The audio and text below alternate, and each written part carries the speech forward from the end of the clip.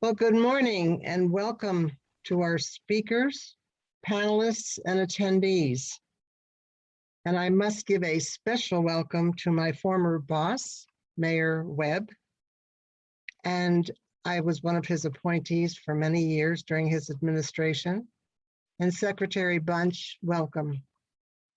Today's topic will be slavery and genocide, differences and similarities, systems and the institutions that sustain them. My name is Roz Duman, and I am the founder and executive director of the Coalition Against Global Genocide. When genocide occurs anywhere, it victimizes people everywhere. We all suffer when the perpetrators of genocide attempt to rob the world of a culture or a people that enrich it. Each of our lives is devalued when genocide yields the mass extermination of human lives. It is the responsibility of each and every one of us to become aware of man's inhumanity towards man and take immediate action to help those being afflicted by the monsters of mass destruction and help those being afflicted, and help stop the carnage. COAG was established in response to the desperate need to make people less complacent, more aware, and teach them what they can do to help stop genocides. Our mission is to educate, motivate, and empower individuals and communities to oppose genocides and crimes against humanity. Today's conference is being dedicated to the memory of my dear friend, Dr. Arthur Gilbert. Art joined the University of Denver faculty in 1962, where he remained a fixture for nearly 60 years. At the Joseph Corbell School of International Studies, he brought a passion for history, political science, literature, poetry, art, and human rights, topped by his passion for teaching students. His courses on genocide were essential and led to his insistence that the largely unexplored intersection of genocide and slavery must be critically examined. This conference owes its initial impetus to him. I met Art while shadowing his class on genocide. When the quarter was over, I asked him if he would become a member of our Speakers Bureau, which he agreed to do. Then one day he invited me to have lunch, at which time he told me that there were many new articles being written on genocide and slavery, differences and similarities. Would our organization, he asked, be interested in sponsoring a conference on the subject? I immediately said yes, and then received the approval of the board. Why was I so eager to work on such a project? Because from the very beginning, I was asked if slavery was considered a genocide. I had to say no, since the definition of genocide did not fit with what happened during slavery. This bothered me for many years since so many people perished during that period. I promised that one day we would discuss this, and in 2018, after several years of working on the conference, it became a reality.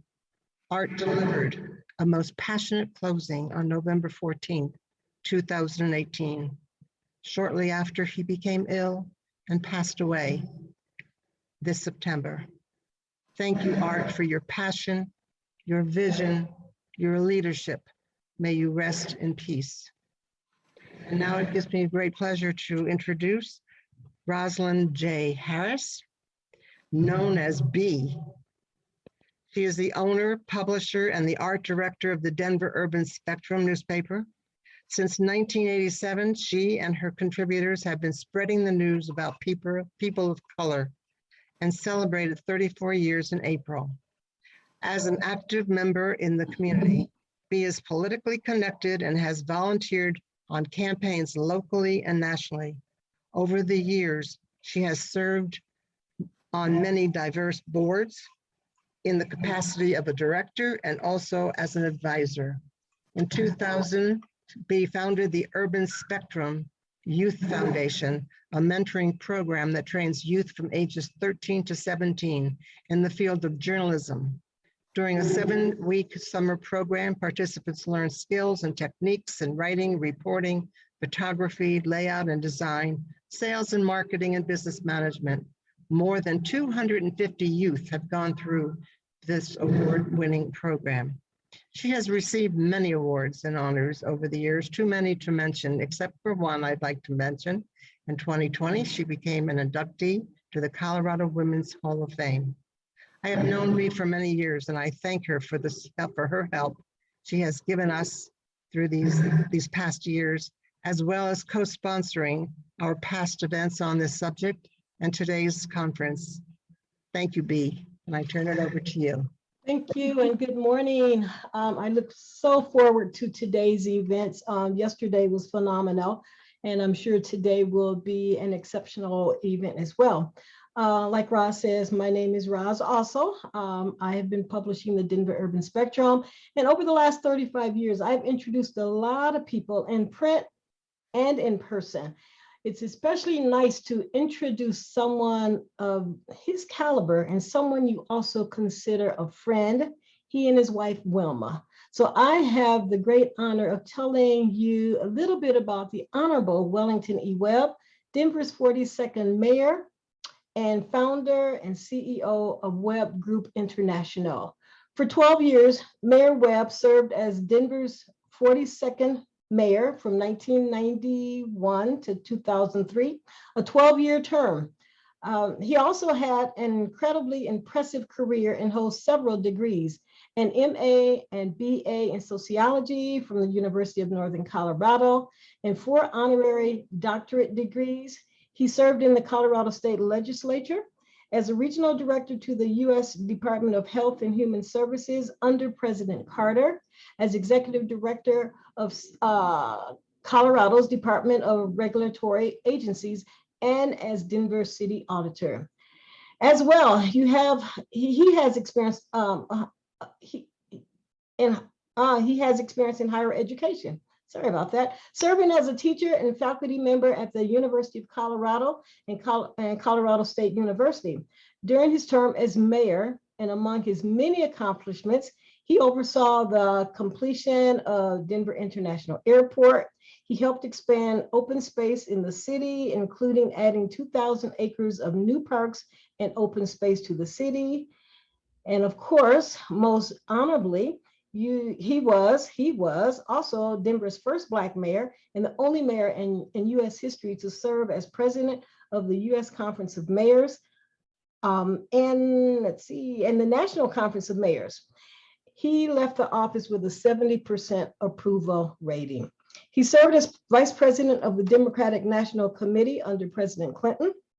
He was appointed by President Obama and Secretary Clinton to the First Responders Network Authority, FirstNet at DOC, and as a United States representative to the United Nations in 2009.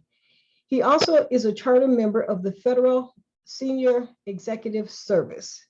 I must add that I was honored to travel 2 times with him to the motherland, to Senegal with his mission to West Africa and also to South Africa. Mayor Webb currently serves as founder and CEO of consulting group Webb Group International. So it is a pleasure to have him here and introduce you to my mayor, the Honorable Wellington E. Webb. So I want to thank you for being here. But I think what I have to do now, before we start with you, I'm going to introduce you another very special person in my life. And that is Alfonzo Porter. I think he's going to serve as our moderator today. Alfonzo Porter is a journalist and educator and currently is the editor-in-chief of the Denver Urban Spectrum, our 35-year award-winning publication targeting communities of color. He is the director of student media, as well as a journalism professor at Metropolitan State University of Denver. He is also the publisher of Blizzy magazine, a monthly publication targeting the African-American cannabis consumer.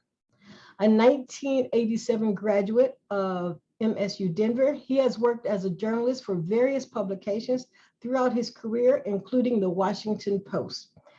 Porter is the managing partner of Vertex Learning, LLC, a full-service educational publishing and consulting firm specializing in assisting educators publish in their areas of specialty.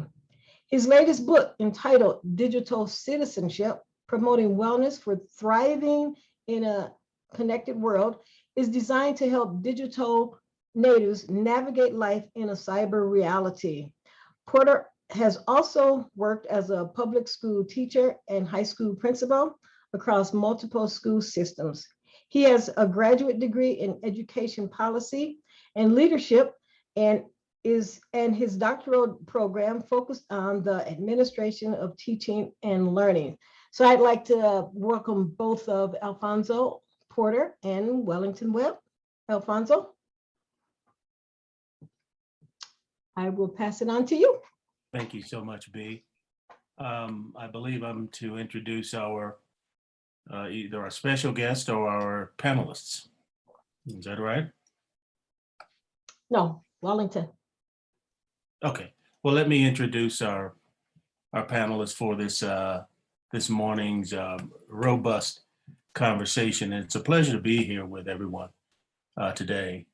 First panelist is Omagene Dayin, who's a lecturer, researcher, currently a PhD candidate in human development and family sciences at the University of Colorado, Denver. She is also a DAW4 survivor. Omagene is one of the members of the 2020-2021 Holocaust and Genocide Studies Committee for the Colorado Department of Education. Next, we have Mrs. Karen Brass. Karen is a second generation of a Holocaust survivor, Holocaust educator, international upstander, presenter, and author. Karen is the daughter of Mr. David Zauder, a Holocaust survivor and detainee in the Krakow ghetto and 4 concentration camps, one being Auschwitz death camp. She has provided her father's personal account concerning atrocities that befell his family and other victims of the Holocaust. And since 1982, she has spoken in more than 1,200 public and private schools, synagogues, churches, and many educational and community groups, graduations, and inaugurations. She is the author of I Am an Upstander, or a Stand-Upster, and Trauma Filters Through. And most recently, an elementary school children's book, How to Create Peace, teaching children how to navigate their personal choices and build their character and social morality. And finally, we have Dr. Pius Kamau. He is a surgeon, African activist, and writer. Dr. Kamau was born and raised in Kenya and did his pre-med education at Strathmore College in Nairobi and his medical training at the University of Navarra, Pamplona, Spain. Dr. Kamau trained in the UK, followed by general and cardiac thoracic surgery training at Albany, Rochester, Buffalo, New York, Winnipeg, Canada, and Denver's Children's Hospital, Colorado, USA. Surgical practice in Denver, and retired most recently in 2019. He was a columnist for the Rocky Mountain News and is currently a columnist with the Denver Post and blogger for the Huffington Post, Colorado Politics, and Denver Gazette. He is a national public radio commentator and also with KUNC, a writer for them, for a dozen magazines and nonfiction books, including NPR's This I Believe, Marlo Thomas's The Right Words at the Right Time, Medical Economics, and Chicken Soup for the Soul. So those are our panelists for this morning's discussion, ladies and gentlemen. And I'm sure that this will be a robust and very informative conversation. Thank you very much. And I'll turn this back over to Mr. Mayor.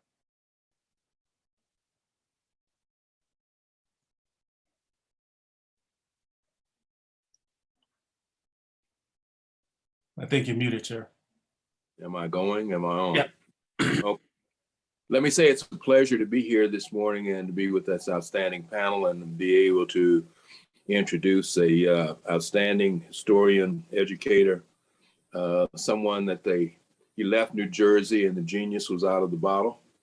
A good friend, Dr. Lonnie Bunch, BA, MA, PhD, every other D that you can think of.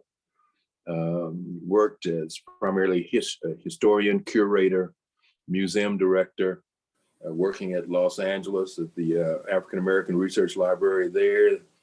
Then he actually came through Denver for a minute, but we couldn't hold him. He kept moving, and he moved on headed up the museum there in Chicago and then ended up in Washington, D.C. As you know, he was the founder and first director of the African American History Museum of History and Culture as part of the Smithsonian in Washington, D.C. And became the 14th member, 14th director of the Smithsonian, which is 19 museums and 21 librarians. And someone that we're so proud of him because he has a mustache, which is significant in that it's not been anyone like Lonnie at that particular position. He's been consistent as a historian, educator, and just a great academic and a manager. Anybody can manage those many people and that many smart people at one time has to be outstanding. And so, Lonnie, it's good to see you again, my friend. It's great to be with you, and I'm always so honored to be with this group, and especially with you, Mr. Mayor. You are much too kind. I'm just a guy from Jersey trying to make it in the big city. Well, we all know better than that, but let me say they wanted us to kind of just have a chat, and I guess two of the questions that come up from the questions that I was given, I guess the first one is operational differences between genocide and slavery. And then from there, I guess we could move on into what does a nation have to do to move forward when it doesn't want to acknowledge its past things that have occurred? You want to kick that off and then we can just talk about it? Sure. I mean, I think that what's important is, first of all, the way you're all framing this. Slavery really did, in many ways, destroy people's lives, destroy culture, destroy communities. But it really wasn't defined as genocide initially because slavery was both a means of social control and an economic system, a labor system. So, in some ways, the notion was that the enslaved population were disposable because you can bring in more people, you could hopefully, through natural selection, increase the number. But the key was that slavery was really to provide the economic foundation, the underpinning of what we now call the New World. And in fact, when you travel throughout Latin America, the major difference between the way Portuguese is spoken or Spanish is spoken is the impact of Africans. So, in some ways, what you really see is that slavery was considered a way to ensure the economic possibility of the New World. And as a result of that, it led to basically transformation of a community, of a people. And that in essence, the notion was that you don't do away with your labor supply as a form of genocide. But the reality is people died as a result of that. So in some ways, it's a two-sided coin. It's not the formal genocide that we saw, for example, with the Holocaust, but it's clear that the destruction of people's lives was really a part of this system called slavery. Well, it's always been my thought too that slavery has always existed, and that if you go back to ancient times, obviously Romans were enslaving Greeks, although the Greeks were so smart that Romans ended up replicating everything that was Greek as a sense of priority in their society. But slaves were taken when there were conflict times of war through nation states. But not until this whole emphasis of slavery based upon color was unique in that we were identified as the victims for slavery to be part of that economic engine that drives capitalism to a large degree in the founding of the New World, as well as many of the colonial institutions that were being set up by Portugal and Spain and France and Belgium and Holland.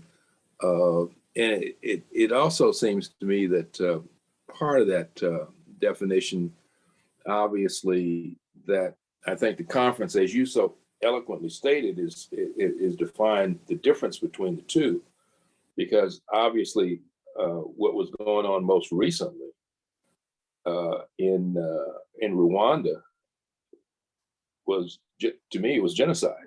Mhm. It's Hutus killing Tutsis because it was an identifiable group that they wanted to get rid of. I've had some difficulty of recent and have sent letters and conversations with our congressional delegation because I've suggested that we were so quick to act in Serbia with the genocide that was going on there, which we all claim was genocide. But we have been slow to act as it relates to Ethiopia and the issues going on there with the people in the Tigray province as compared to those that are fighting for the independence against the government, who seems bent on eliminating everyone in that northern region with the help of Eritrea and part of Sudan. You know, when it comes to social justice, Africa is the last great unmentionable, right? The notion that the world should turn its attention to the genocides in different parts of Africa is really something that nations come to much too late, whether it's in Rwanda, Ethiopia, and there are reasons for that. Some of that has to do with the inherent belief of inferiority of African peoples. Some of it is tied to this notion that that's the way of life, rather than really, as in any genocide, it's a group of people dominating another group of people, trying to exterminate them. I mean, I think that as you frame the discussion around slavery, one of the most important things is that slavery that we talk about, this New World slavery, is shaped by color, shaped by the color of your skin, shaped by the notion of permanence, that people of a certain color are not as, are inferior to other people, and therefore slavery was seen as the natural state for these people.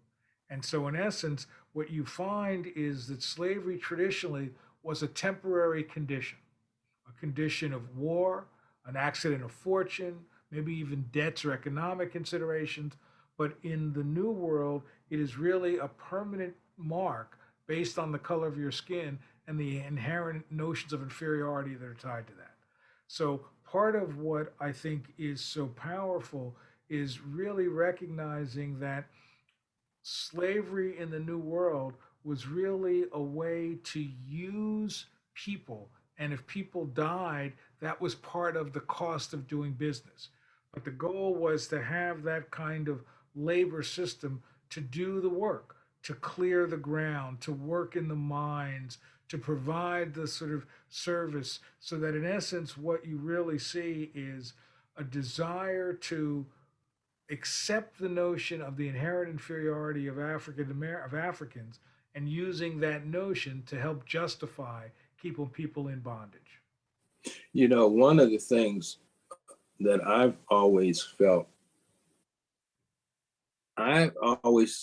that the number of slaves that died in the Middle Passage and that actually ended up here in the States was always underestimated, unless and until we started really looking at the requirements, the insurance requirements of where slave owners and those that own the ships were claiming cargo that was lost overboard to get recompensated for that cargo. Has the Smithsonian done any research? I'm kind of going off script here a little bit. Has the Smithsonian done any Okay, research? I can keep up with you, Mr. Mayor. Yeah, no, I know you can. Has the Smithsonian done any research in terms of the number of slaves being accurately portrayed or underestimated, or being able to document? Because I've always said one of the things that I think that academics specifically can bring to the social justice movement is the ability to document what we're fighting for statistically and academically, to throw cold water on some of these other theories that have no academic substance. Well, I think it's important what you've just said, which is so much of what we want to do has to be framed by evidence, framed by scholarship. And as you know, the scholarship around African Americans, around slavery, is really a 50-year-old phenomenon. While there are early works, it really is over the last 50 years that we've put that attention on it. And in fact, the study of slavery and African American culture has really become one of the most dynamic aspects of the Academy. And that what we've done at the Smithsonian was really, when I was building the African American Museum, I really felt that the most important thing we could do is help people grapple with slavery. We did surveys around the country, and the number one thing people wanted us to talk about was slavery. And the number one thing they didn't want us to talk about was slavery. So that's when I knew it was crucially important to do this. And we wanted to spend time helping people understand that, first of all, slavery and the slave trade was not just something that shaped the New World. That in essence, modern Europe emerges because of the profits and the prosperity that comes out of the slave trade. So therefore, slave trade, the trade itself, is the economic engine that makes small communities into Spain or into Portugal. And so in essence, we want people to understand, first of all, how crucial that was. Secondly, to help people understand the impact of that, of losing, millions and millions of people, both in terms of what is lost in the Middle Passage, but also what is lost as these sort of smart laborers and good people are taken to the New World. What really hit me is when we were doing the African American Museum, I felt it was crucially important to find remnants of a slave ship, to be able to talk about the international slave trade. And we went around the world. We actually put together people who helped us map the ocean floor. We did a lot of work on slip ships that left sort of the United States to go to Africa, to come to the New World. And several of those had sank off the coast of Cuba, and we negotiated with the Castros. I'm pretty good at negotiating, but I couldn't get that one pulled off.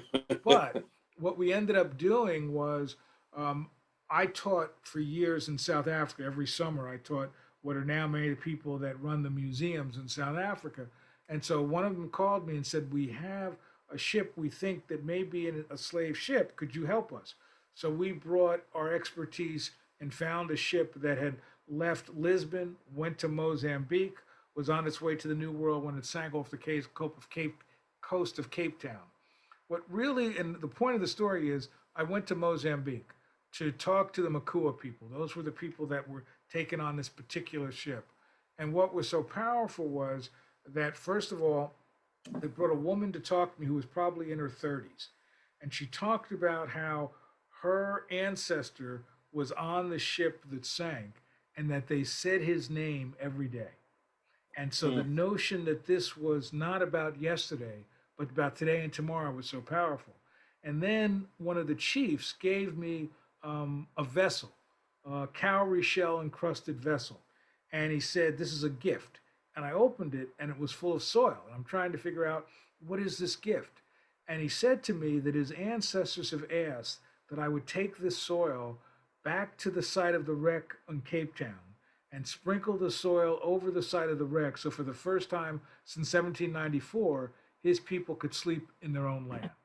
Oh, my And goodness. candidly, when we did it, it was a horrible day.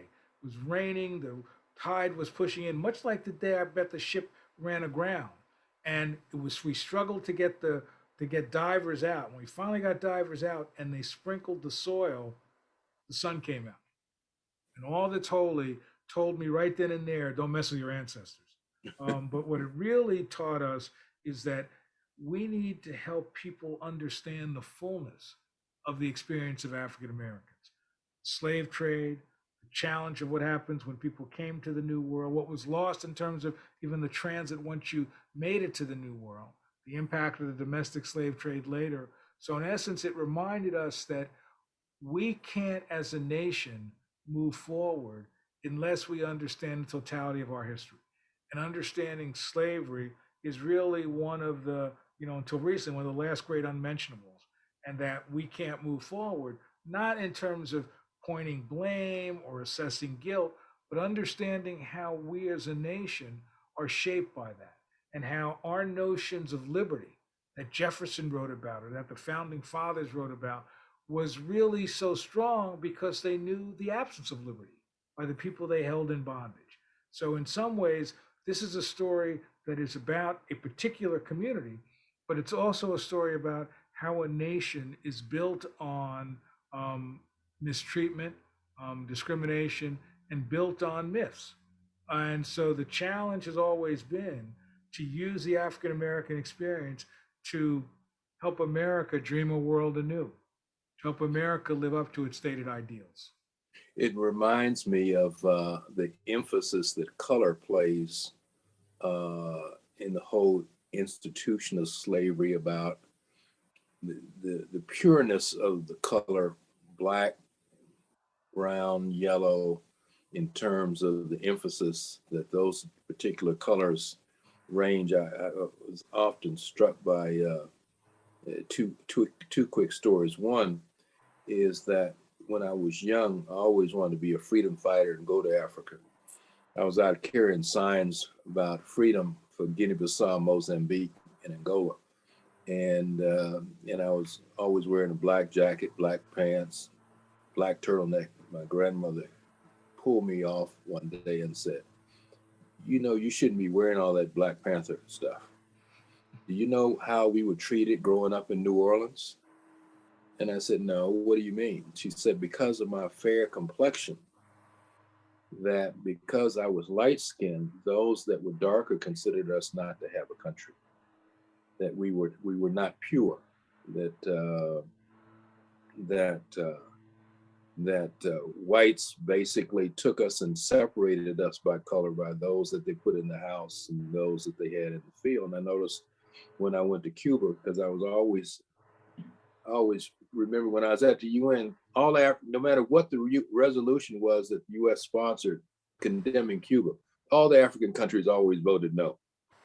And they said, if it weren't for the Cubans sending doctors and nurses and soldiers there, our freedom would not have been acquired as soon as it was. And that I was taken back by the fact that Fidel landed in Santiago, that's mostly dark complected, and Havana's mostly light complected, and Cubans themselves have some issues as it relates to color. And I was struck by the fact that we have to find a way to place an emphasis on the historical fact of getting right-wing folks to also understand their place in history, is not to take away their existence, but a factual basis of understanding what the history means, so that all of us have a place in building of America. Do you agree with some of that? What, you know, I had a taxi driver the other day tell me, he said,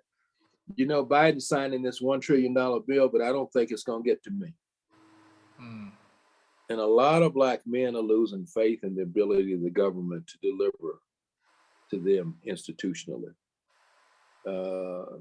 And that started waning since Obama, and then Trump, and now Biden. And so people are starting, I think, to question the ability of government to deliver goods and services to them based upon their economic position. Well, you know, I mean, I think you've raised so many important issues. I think, first of all, it's crucially important to recognize that so many nations in Latin America, so many islands are still struggling with issues of race. You know, I was spending a lot of time in Argentina, who have said, you know, if you could help America grapple with its tortured racial past, maybe we can remember that Argentina had a significant enslaved population, that many intermarried and so they aren't as visible. And so I think in some ways the challenge is to recognize that as Americans, we're part of a global process. And that in essence, to understand it, we've got to be able to look at what does this mean in Brazil and Argentina and places like that. So I think one, that's the challenge of us, is to recognize that it's no longer simply to say this is an American story, but it's a question of what does national mean in a transnational age. And then I think, you know, you've raised a fundamental question about people's beliefs. And in many ways, I think a job of a historian is to define reality and still give hope. And that in essence, what you want to do is help people understand that there has been profound change in this nation. But that profound change didn't come without struggle, didn't come without agitation, didn't come without loss. So in essence, I always tell people that you have a responsibility to fight the good fight. When I built the African American Museum, while I never said this publicly, one of its goals was to build new generations of activists who could look at history and understand how much has been changed by a young John Lewis, or by Sojourner Truth, or by Rabbi Herschel, who came in and helped cross racial lines. And so in a way, what I wanted to do was to have people be inspired by the past, challenged by the past, but to use that past to demand America live up to its stated ideals. One of the things I find so fascinating about people who have been victimized, regardless of the nation, is most often they can dream a world anew. They dream of what the nation should be rather than what it is. And in some ways, I would argue that the experience of the enslaved, the experience of the descendants of the enslaved, really struggled to help America be America, as Langston Hughes once said. So for me, what is powerful about this is that in some ways, these stories of the struggles of people really point us to our better angels. They point us towards what a nation can become, not just what it is. I think I'm supposed to turn it over to Alfonzo, but before I do that, Lonnie, is this how you maintain your optimism, given where you are in your experience? Well, I'll tell you, it was hard to maintain it during the 4 years of the prior administration. But what I realized is that the museum, when we opened, became a symbol of resistance for some, a symbol of possibility for others. And so I keep my optimism really from two ways. One is looking into your own family, looking at how, my grandfather was a sharecropper and now I'm the head of the Smithsonian. And recognizing that means change was possible. But the other thing is, as a historian, I look at, some of the worst moments in our history, but I look at how people didn't quit, how they continued to fight and demand for change. I mean, for me, I'll tell you what gives me the most optimism is whenever you walk across the Edmund Pettit Bridge, where that horrible Bloody Sunday was. Right. And you walk across that bridge and you realize that most of the way up, you can't see anything. And then you get to the top, and I could have just imagined, as John Lewis said to me, you look down and you see this horrible force ready to brutalize you, and yet they kept walking. The notion of kept walking into the valley of the shadow of death is what motivates me to be optimistic, because they didn't quit and they believed that there'd be a sacrifice, but that sacrifice was for the greater good. Thank you. Always good to see you, my friend. It's always good. And listen, thank you all for allowing me to participate. I'm so proud of the work you do, and thank you for the support of helping us all make a country better. Thank you very much, Secretary Thank you. Bunch. We truly appreciate your time today. And this has been a valuable way to get us started, and we truly appreciate you. My pleasure. Thank you again. Okay, so that, I believe, ladies and gentlemen, gets us started in a real good way. I want to jump in and start talking about one of the queries that we posed was, how do you get a nation to change when it refuses to acknowledge what it's done? And for so many years, it seemed as though, metaphorically, there had been this balloon that we had constantly put air into this balloon and began to take off and levitate and move forward and grow and ascend. And then it seemed to have taken one individual in 2016 to come along and put a small pinprick in the balloon, and we've been descending ever since. Into a sense of chaos. And it seems as though as much as we try to grow now, we've hit this point to where we can't even begin to discuss the problem. And when I say that, I mean the institutions that we're talking about, the systems and institutions, particularly of education, for example. We are now seeing death threats to school board members who are only doing their civic duty to serve their community. because they want to teach about the civil rights movement or to teach about these notions that the mayor and Secretary Bunch just mentioned. So I want to pose this question to the panel, and that is, how do we transform this when we've gotten to a point to where we can't even bring it up?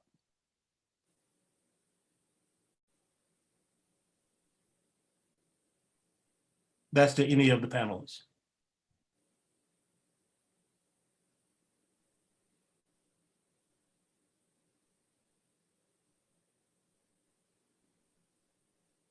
No? Okay. When you say the panel, who do you mean? Yeah, you guys. Okay. Kamau and It's kind of confusing because Yeah. I got yelled at yesterday. Well, that's pretty usual there, Kamau. So Yeah. So I'm a little kind of shy here. a little gun shy this morning. Well, listen, again, I mean, and I don't want to necessarily bring up CRT and this notion of critical race theory, but critical race theory to me, and I think Dr. Wright framed it correctly yesterday, is simply telling the truth about what has happened. And so obviously, if we can't discuss it and we can't even bring the truth up, how in the world are we going to move forward? Well, my presentation of the essay I'm going to be reading in a while is about truth and honesty and history. And the truth and honesty are really what has to guide us as human beings, as sane, rational beings. Imagine we are creating a rational nation, for example. So really, if you have somebody on the left field or right field, I mean, it's kind of denying that which is happening in the middle. I mean, that's not my problem.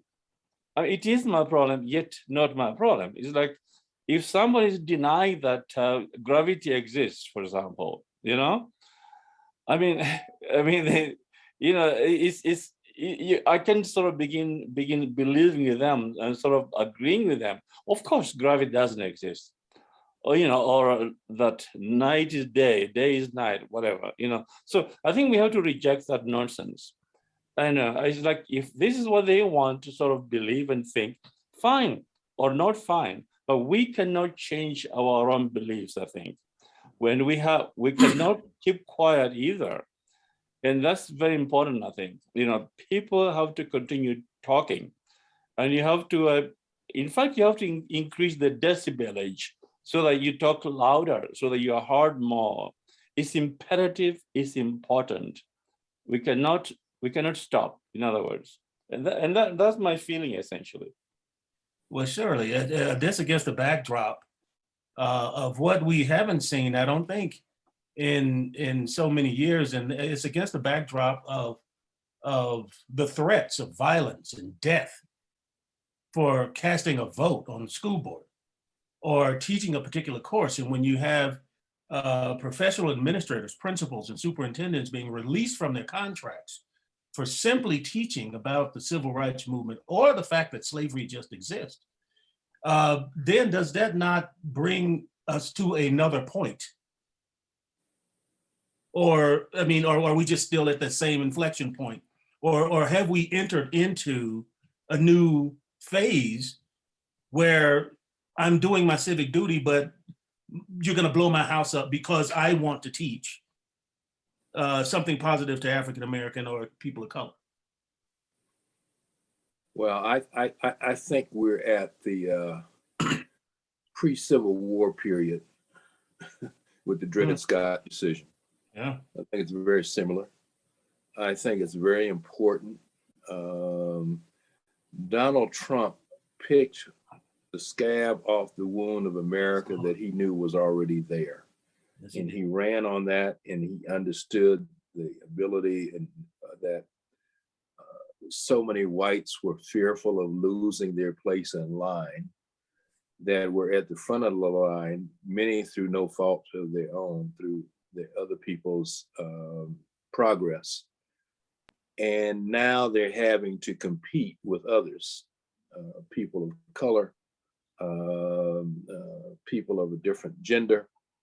And these items make it more difficult. He has made it all right to be racist. He has made it all right to be sexist. He has made it all right to condemn the government. He has made it all right to say that he was that he was not attempting a coup when we all know he was attempting a coup.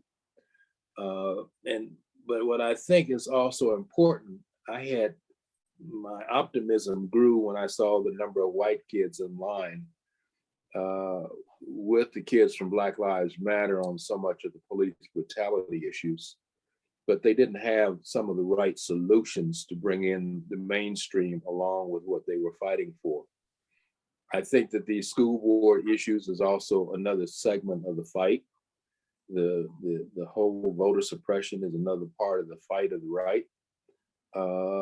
Critical race theory issues is part of the right, and that people of goodwill have to and others have to stand up and fight for that and encourage people that running for the school board is no longer an easy job, that your life might be threatened, but they may be some of the new civil rights workers of today.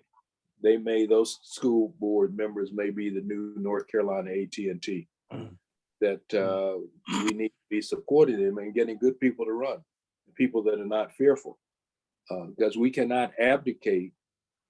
We cannot abdicate to the right. We have to fight it out socially through our institutions. And lastly, and I'll let other members of the panel jump in, is that I think it is also important, and this is where I think there has to be a bridge between the academics and the political leadership. The political leadership has to have the substantiated facts of academia to make those fights. And we have to also hold them accountable, that it can't be just about greed. It can't be just about, it has to be about social justice, holding them accountable to the offices in which they're held. Because if they're not being held accountable, there's no need in having them there in the first place.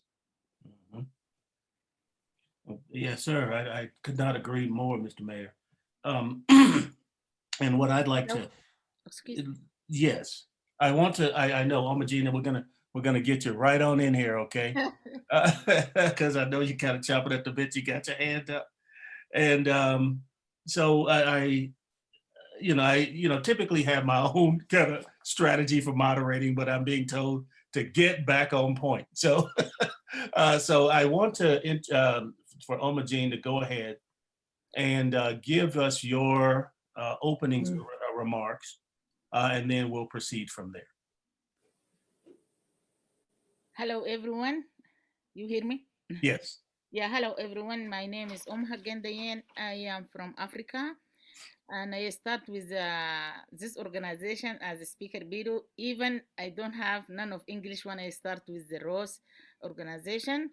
And I educate myself and I learn English from the beginning to participate and to have my voice here and to have me as a human rights activist. Now I am a graduate student at CU Denver, and I will fight for my country. I will fight for my people. I will fight for human rights. Before I start my main point, I would like to speak about the critical race theory. The critical race theory is denied in the United States. Why?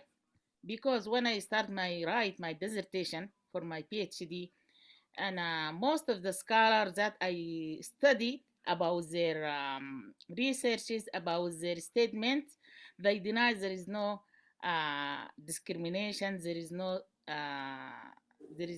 discrimination, there is no any problem with other side of humanity.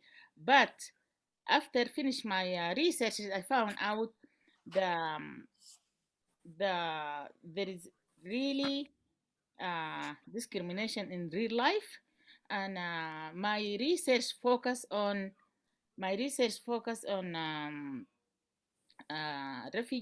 African refugee students who enter the higher education in the United States, and they really suffering from the discrimination. They really suffering from unsupported staff. They really suffering from in many ways, and I am example for them. And this conference, I feel like this conference can solve a lot of problem about what shall we do to stop all of these issues about slavery, about the genocide, about discrimination. Why? Because we have to do something. We should to do something, and we have to speak about experience in order for other people to understand what is real life, what is the real experience.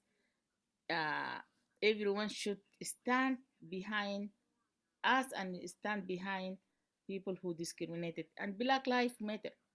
Black Lives Matter. Because we really need to be educated. We really need to be understood by others. Thank you very much, again. Talk a bit, if you don't mind, about your background that we were reading in the introduction earlier today, and how it is that you wound up here in this particular place in time. You know what? I used to be a lecturer at the university in Africa, in Sudan. And in 2003, I am from South Kordofan, my husband from Zagawa tribe, originally from Darfur, my kids from Darfur. This is the reason why I am the human activist in Darfur issues. And in 2003, the civil war broke out in Darfur, and the government of Sudan start to wipe all of the Darfurian, or all of the educated Darfurian people, and we are the some of them. My husband is a university teacher, and I am university teacher, and we decide to leave in order to what? To get some education and go back rebuild education in Africa, in Sudan. 2000, when the genocide started in Darfur, we start to decide where we can go, and we skip to Egypt with my one daughter. Now she's 22 years old. She's a university student, and we decide to go outside to educate ourselves, even with non-English of us. There is no English with me or with my husband at all. We start from the ABC, and we start from the scratch. And then we ask the UN office in Egypt for safety place, and they give us, they send us to United States, and they come to United States, and I have difficult time. I have a lot of barrier. I have a lot of barrier how to communicate with American people, how to present myself as Muslim Black woman in United States is very difficult. And due to that, I discriminated a lot. None of English with me. My appearance as a Muslim African woman, I really suffered in America. And we start to attend English school.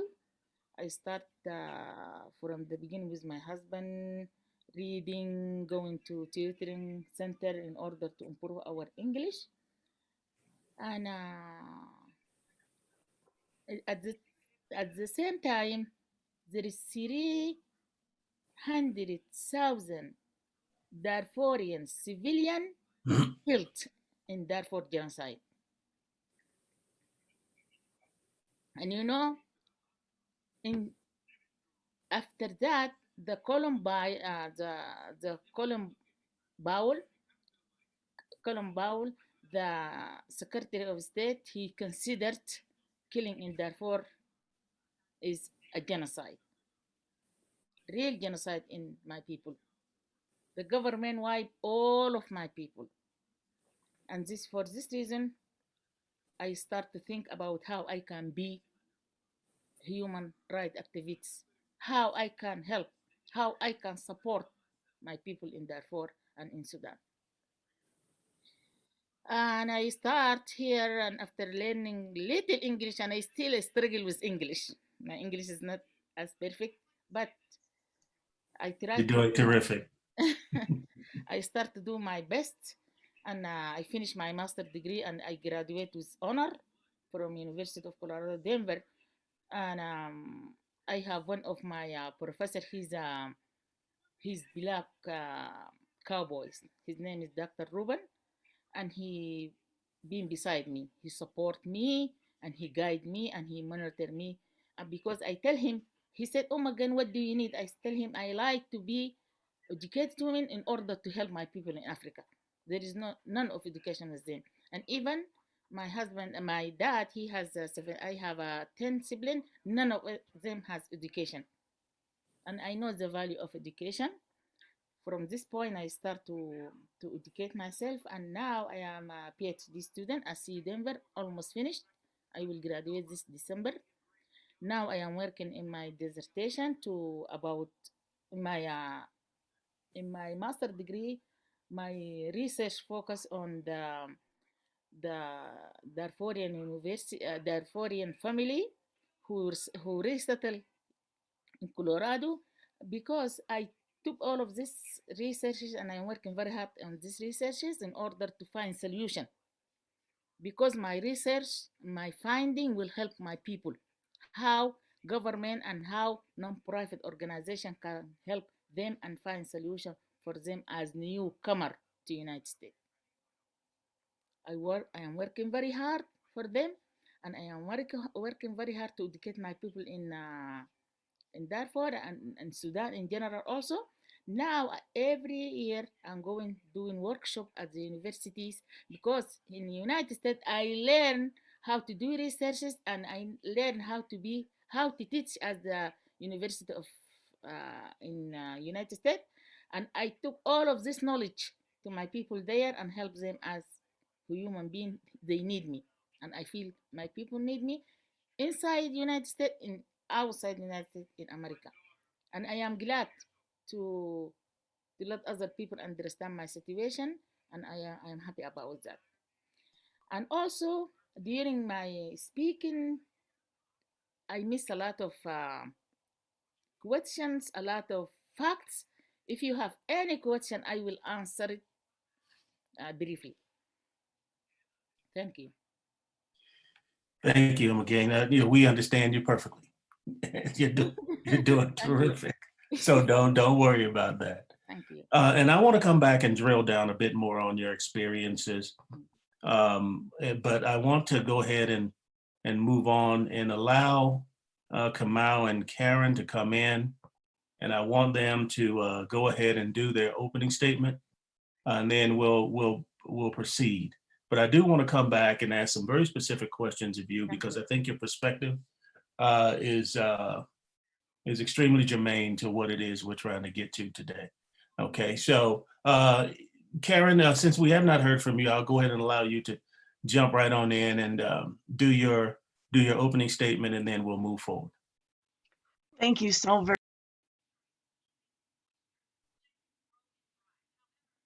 Think you're muted, Karen. Think you're muted. Okay, thank you so much for being here, everyone. It really means a lot to us. Those of us who have something to share, it means so much to be able to share with everyone on this panel. But everyone who's participating in this conference are the people that we are most excited about. So thank you for being here today. And thank you, Roz Duman, for inviting me to be a speaker here today. I really appreciate the opportunity. I did prepare a short PowerPoint, so I'm going to go ahead and share my screen. Let me know if you cannot see it. Is everyone able to see it? All right. So as I've already had shared about me, my father was a Holocaust survivor, and he was in the Krakow ghetto, Prussia, Auschwitz, Flichenberg, and Schachenhausen as concentration camps. And he did survive, and he did immigrate to America, and he was very proud of being an American. But we know we're here to talk about the similarities and differences between genocide and slavery. And here, Greg Grandin, who is a Yale professor, PhD, historian, Pulitzer Prize winner, he has studied our history in depth. And it's already been said, but I think this statement that he has given, for example, our nation was born in genocide, when it embraced the doctrine that the original American, the Indian, was an inferior race. Even before there were large numbers of Negroes on the shore, the scar of racial hatred had already disfigured colonial society. From the 16th century forward, blood flowed in battles over racial supremacy. We are perhaps the only nation which tried, as a matter of national policy, to wipe out its indigenous population. And I'm mortified that we do not teach this in school. Martin Luther King said that imperial expansion west over stolen Indian land shaped and deepened the American Revolution's relationship to slavery. And I'd like to say that, you know, there's so many amazing writers and speakers today that are speaking out because of our last administration and what was brought to light. And Robert Lansky wrote a book. He's an academic leader. And he said the thing that we need to understand is that there's been a study that's proven that it takes what it takes to recognize a face in the brain is also the place in the brain that the person decides what social ranking you have. What is your social ranking? So if just looking at someone, you've made a decision as to who they are and whether they're one of us or one of the other, we need to start there because we really need to make a difference and change the way we're addressing each other.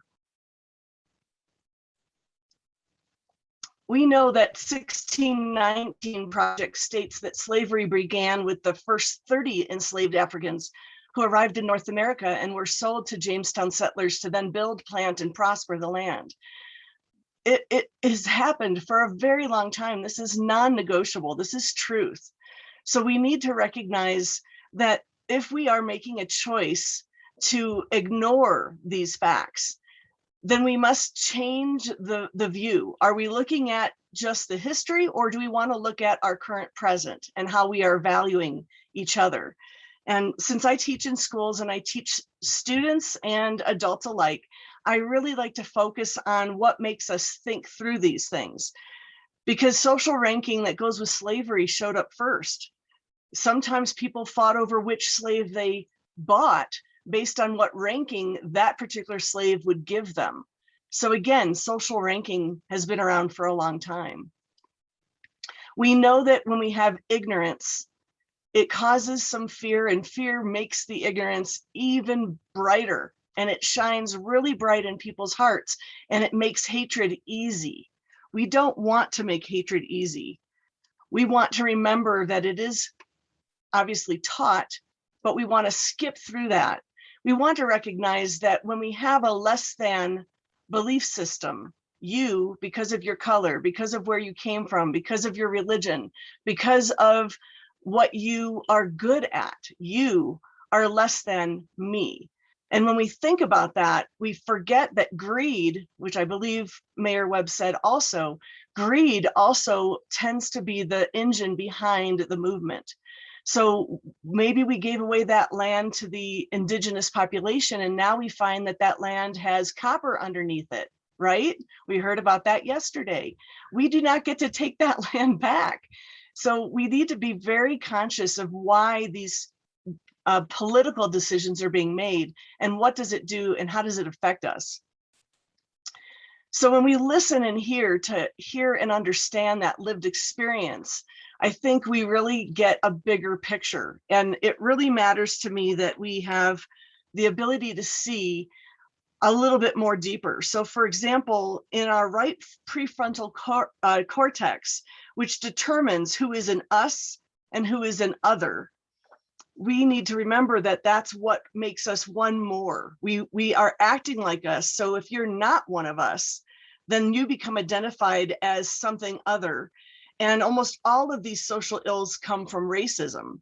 But there is an interesting caveat, the understanding of what us does to the other, right? So we aren't just doing this because we've come up with this ideal.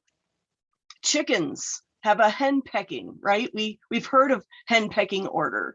In the animal kingdom, we are aware now through science that the dolphin and the elephant do things to help each other that may not help themselves. But in the monkey kingdom, they don't. You will see monkeys working together for a common goal, but you won't see monkeys helping each other just to help, because they're missing that prefrontal cortex decision making, that it's important, that it will actually be of good deed to help someone else. Dolphins and elephants do this, and sometimes elephants die because they stay behind to help an injured elephant, even though the hunters are coming. So if elephants can do it, we know humans have done it, but the percentage of humans that are stand-upsters, the humans that actually stay back and help at great risk of themselves to stand up and speak out against discrimination, are limited. We don't have enough of us. We need to figure out why we don't stand up. Why do we let this social status hold us back? We know the pyramid of hate has been around for a long time now, and we know it starts with biased attitudes. But what we also need to remember is, even in a business meeting, somewhere between 60 and 70% of the time you spend in that business meeting is looking around at who else is there and deciding what social status they have based on their behavior, their background, their education, and maybe even what shoes they're wearing that day.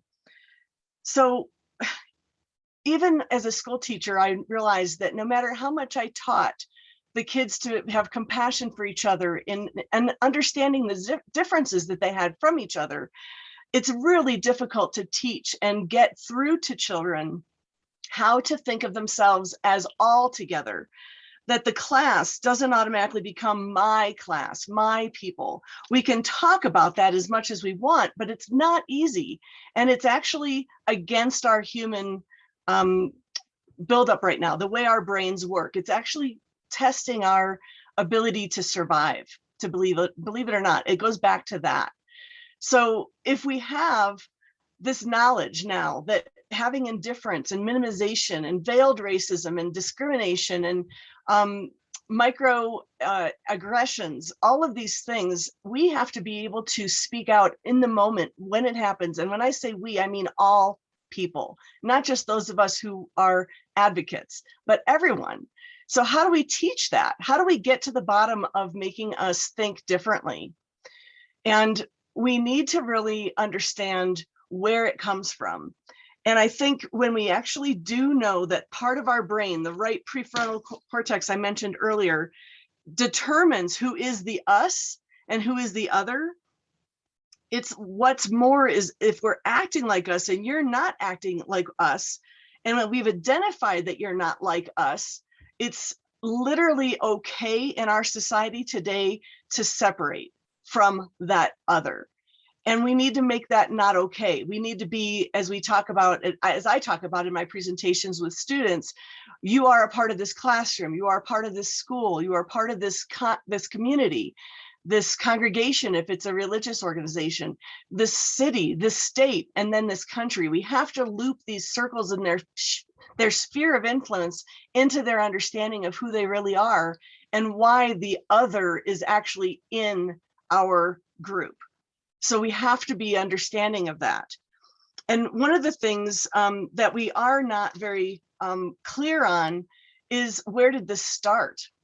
Because as we know that when we don't talk about it, it doesn't go away. It gets worse, just like you said, Alfonzo. My father was tortured and bullied by professionals. He was obviously affected by the Holocaust, but so has my daughter been affected by the Holocaust. She knows what it's like to be deemed the other, because at 5 years old, she was told that her grandfather, my father, was an other. In fact, a vermin, not even human. So how are the similarities and differences between genocide and slavery really affecting us? And one thing is clear, we all are traumatized by it. Every single one of us is. And the trauma goes down 7 generations, according to our scientists today. We're all negatively affected. And the 6 degrees of separation is widespread now. So we need to remember and understand how to separate from the other and the us, and what do we need to do to grow between the two. And vocabulary is important. We've talked about that earlier today as well as yesterday, but we need to grow our values as society to value the concept that together is stronger. And greed is not as good at the end of the rainbow as you think. So we know that slavery and genocide are similar in these ways, because humans were involved. They were defined as less than, stripped of their humanity, labeled, isolated from others, restricted economically and socially, concentrated and rounded up, deported, enslaved, and eliminated. And even the status of what kind of slave you had raised your status or lowered your status. So once again, we go back to this status thought process. Now, you may have already learned and studied in school Maslow's hierarchy of needs, but I'd like to bring attention to the love and belonging and safety that is in the middle of Maslow's hierarchy of needs.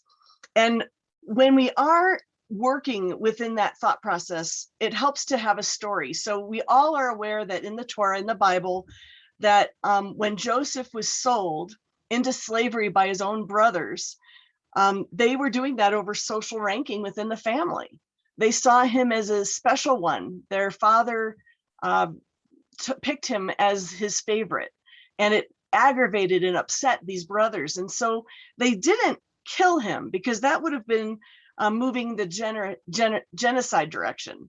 But instead, they alienated him and they sold him into slavery, because they didn't reject him as one of us. They knew he was one of us, but that status played a big role in why they wanted to get rid of him. So again, we're going to lower the social ranking to the lowest possible for Joseph so that we can feel higher. And we have, the understanding that when we are trying to do the right thing, when there are other people around all following each other, and one person sees it as wrong and turns and runs the other way against the system, against the social ranking, against the institution that they don't believe in, that person who runs away is the one that is seen as crazy. We need to see and share that that person who went against the grain may very well be the one that we should all be stopping and listening to. What do they know that we don't? Because when we follow the masses, we don't do ourselves any favor. We have that herd mentality, which again goes back to our survivor mode. It's still in our lizard brain, our reptilian brain, where we don't have the ability on a natural level to override our need to follow the herd. So we need to work on that. We must stop situational ethics and situational morality.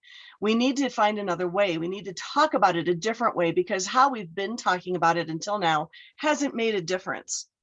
So if we reject them as one of us because they are different, you have to say things that make them very much obviously not one of us. And how do we do that? So if we go to the stories and we understand that that temptation to follow the crowd means we are not left out or seen as the other, therefore we will survive because we are with the crowd, or in the animal kingdom, we're with the herd, we naturally have to ally with ourselves and others to feel safe. So that goes back to Maslow's needs. But how do we change these standards? I know you probably are familiar with the story of Ruth in the Bible, and she said these words, and I'm going to read this. She made your people will be my people, and your God will be my God. And that was the statement of how she became part of that group. And we understand that when greed kicks in, because its main motivation is more like the Rwanda situation, we can have their stuff because they're not us. And we can kill them because they're not human. And we couldn't actually have all their stuff. And they were us and they were slaves. We still wouldn't get their stuff. So greed runs both ways. But if we can't get their stuff, greed gets stopped in its tracks. So we need to make a significant change in understanding that the brain says that it's extremely hard to kill people. So what do we have to do in our belief system to be able to change hatred into genocide and assume that all these people are worthy, or we're willing to kill those people to have what we say we want, or in this case, desire?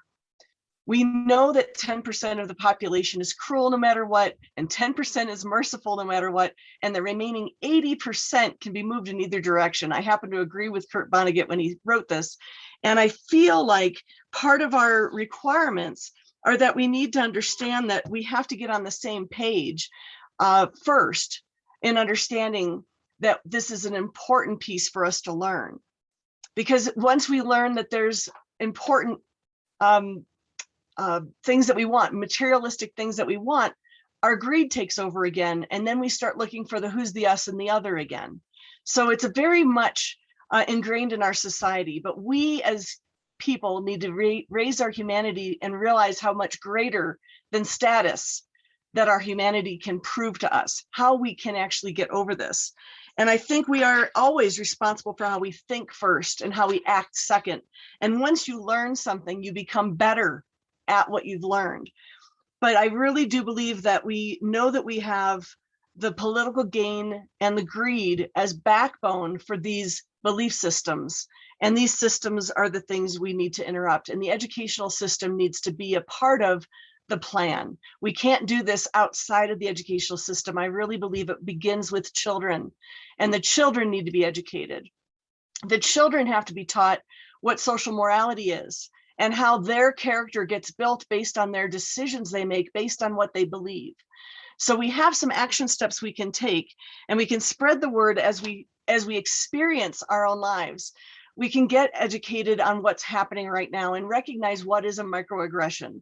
We can say it out loud when we hear it and say, that is not okay with me. I don't feel comfortable when I hear you say that. In fact, we can say what it really makes us feel if we're brave enough. So how do we become brave enough? You have to be educated first. The ignorance has to go away. The fear becomes diminished, and then we can take action before the hatred begins. My father always said people need to get outside of themselves and become a member of a caring member of the human race before things can change. And I agree. We're here together, and I want to be able to count on you to join me in making that happen. Thank you. Karen, thank you so very much. That is quite a bit to chew on, and we're gonna come back to much of that and ask for further enlightenment from you. I want to give Kamau an opportunity, even though we had started our conversations. I think we jumped out of the box a little early, but Pius, if you don't mind, would you please go ahead with your opening statement? Yeah, so as I mentioned earlier on, I have a few concerns about America, and they go around, they revolve around memory and truth and reality and logic. And so I'm going to read an essay that I wrote, and here we go. So I'd like to talk about truth and memory, and how we in America find it logical ways to avoid recall. We do bury and leave the past behind unconcerned. But rationally, a nation's memory should be informed by truth. Logic, reason, and reality should dictate our memory. Okay, let me say it. We should avoid bullshit. What I mean is, memory should reflect what is true. And so what is truth? According to Bertrand Russell, truth corresponds to our beliefs, beliefs that must accurately reflect states of affairs, events, or things. Our beliefs must agree with what is real. A belief is true when there's a corresponding fact. A belief is false when there's no corresponding fact. We disagree with Trump's acolytes, such as Rudy Giuliani, when he says, truth isn't truth. Or when Kellyanne Conway feeds us the so-called alternative facts. And the fake news, well, I find that discombobulating, daunting, and alarming. And yet, those of us who are alarmed or despair might take some solace in Soren Kierkegaard's words. Truth always rests with the minority, and the minority is always stronger than the majority, because the minority is generally found by those who really have an opinion, while the strength of a majority is illusory, formed by gangs who have no opinion, and who therefore, in the next instant, when it is evident that the minority is stronger, assume its opinion, while truth again reverts to a new minority. I am interested in truth because America feeds the world and itself lies. Our belief system and government are based on falsehoods. All of us must therefore fight the misrepresentation of America's history by being disciples of truth.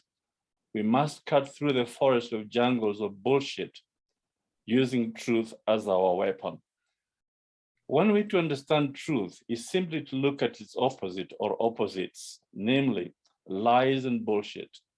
Lies differ from bullshit in that the liar must track the truth in order to conceal it, whereas the bullshitter has no regard or sensitivities for the truth or even for what his or her audience believes. In the words of the philosopher Harry Frankfurt, someone who lies and someone who tells the truth are playing on opposite sides, so to speak, in the same game. Each responds to the facts as he understands them, although the response of the one is guided by the authority of the truth, while the response of the other defies that authority and refuses to meet its demands. The bullshitter ignores these demands altogether. He does not reject the authority of the truth as the liar does and oppose himself to it. He pays no attention to it at all. By virtue of this, bullshit is a greater enemy of the truth than lies are. So here are a few truths. 12.5 million Africans were enslaved in the Americas. Slavery, as discussed yesterday and today, was a brutal, inhumane enterprise. Slaves were blood and human flesh commodities. European and American wealth were built on the back of African slaves. In fact, the origin of most Western wealth is from the African continent. I have tried to calculate the aggregate of human hours that 12.5 million slaves and the generations of their children give to the white civilization. I imagine from 1500 to the end of the slave trade, trillions and trillions of hours went unpaid. From the unpaid and underpaid labor, between then and today, equals a large part of Western wealth. It's no wonder white nations' memories go blank. Slavery was and continues to be part of America's and my own Africa's history. A few more truths. The Confederates lost the Civil War. I don't care how many ticket torches they light and walk around repeating Jews will not replace us. It doesn't matter to me. The truth is the South lost the war, period. Human memory is a funny thing. It helps us to forget painful events, but the brains of normal humans is pretty good about remembering. It is pretty resilient too. I say this because so many Americans want to put their memory on sleep mode. And many an American mind is like a porous sieve to a great deal that it abhors. It likes to remember the shiny image it saw, the sweet scent it sensed. Africa's memory is better. We will never forget that millions of our kith and kin were forcefully taken away across the Atlantic. And Black Americans' memory, well, it will never be whitewashed. They live it every day, and they live everywhere in the Americas. To me, slavery is like a tree. I think of my native Kenya's baobab trees. Just imagine for a moment, if the tree grows evil fruit, nurtures evil organisms that live for centuries, you can see that its deep roots, leaves, and branches benefit generations of its evil dependents. Some in America admit that slavery took place, but they dispute that slavery spread its noxious effects beyond the emancipation. Whatever they say, the truth is there. and must be proclaimed every day and until eternity. The lynching, the massacres of Black people, Black humiliation, denial of rights, racist laws passed to hinder and hamper Black progress. Institutional racism is the truth. The truth does not change. The tree of slavery never died. The roots continue to thrive in the soil and infrastructure that is America.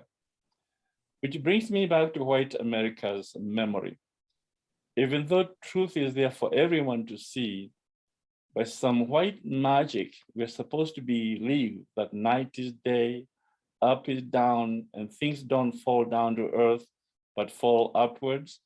And of course, CRT is noxious to little young white minds.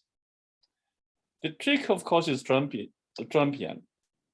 Trumpism, as you know, is a child of McCarthyism. In it, no matter how gigantic a lie you tell, never admits a lie. If you say the election was stolen, you stick to the lie. Say the South won the Civil War, say it until you believe it. I am about lies and truth. History viewed through the tinted lens of lies is satisfying. You are white and pure. You're sinless. You are just. You're the model of democracy. You are an American and you believe it. But I say, you shouldn't enslave people for 400 years and pretend it never happened. You shouldn't kill 1 million innocent people and call it a war.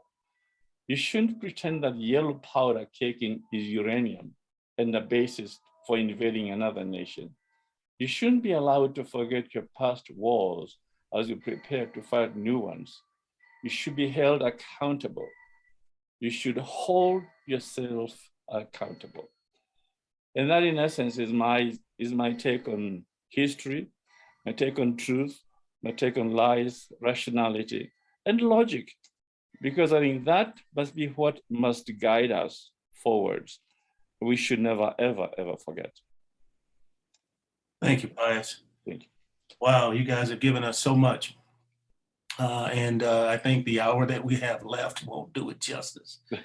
One of the things that Karen mentioned was that 80% of the folks could go one way or the other. And to me, that's pretty horrifying. That is a significant amount of work to do. Not too sure whether we can ever climb that high a mountain to kind of eradicate what it is we see in people.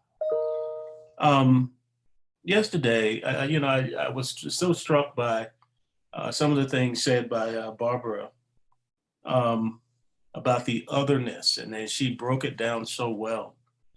And the beginning video where the woman who had been teaching for so many years talked about the blue-eyed, brown-eyed experiment, and how within a matter of 15 minutes, you could take students who had no suppositions about any of these notions, turned into horrible individuals discriminating against their peers in such terrible ways. You know, it kind of brings me back to, and I want to come back to Omegain, and that is this otherness can be nuanced in such small ways, right? We have a nation here where everybody essentially looks like everybody else, but in some way we're finding otherness among those who look alike, and through which we then rationalize brutality, genocide, and death. Omegain, can you give us a bit more on the beginning of that Civil War, how it impacted those who are closest to you and your community, and how it led you to where you are now? And what I mean is, we typically here in the United States talk in terms of black and white because that's that's the easiest thing to do. But a lot of times we don't talk about the sameness being turned into the otherness.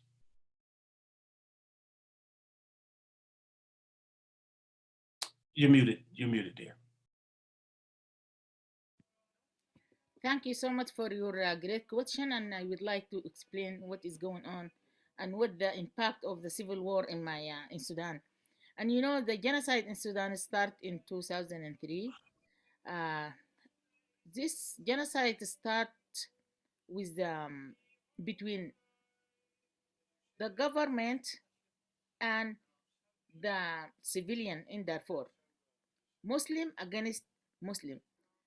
The reason for the war in Darfur is because Darfur is a rich of natural resources. There is a lot of natural resources such as mineral, gold, and oil.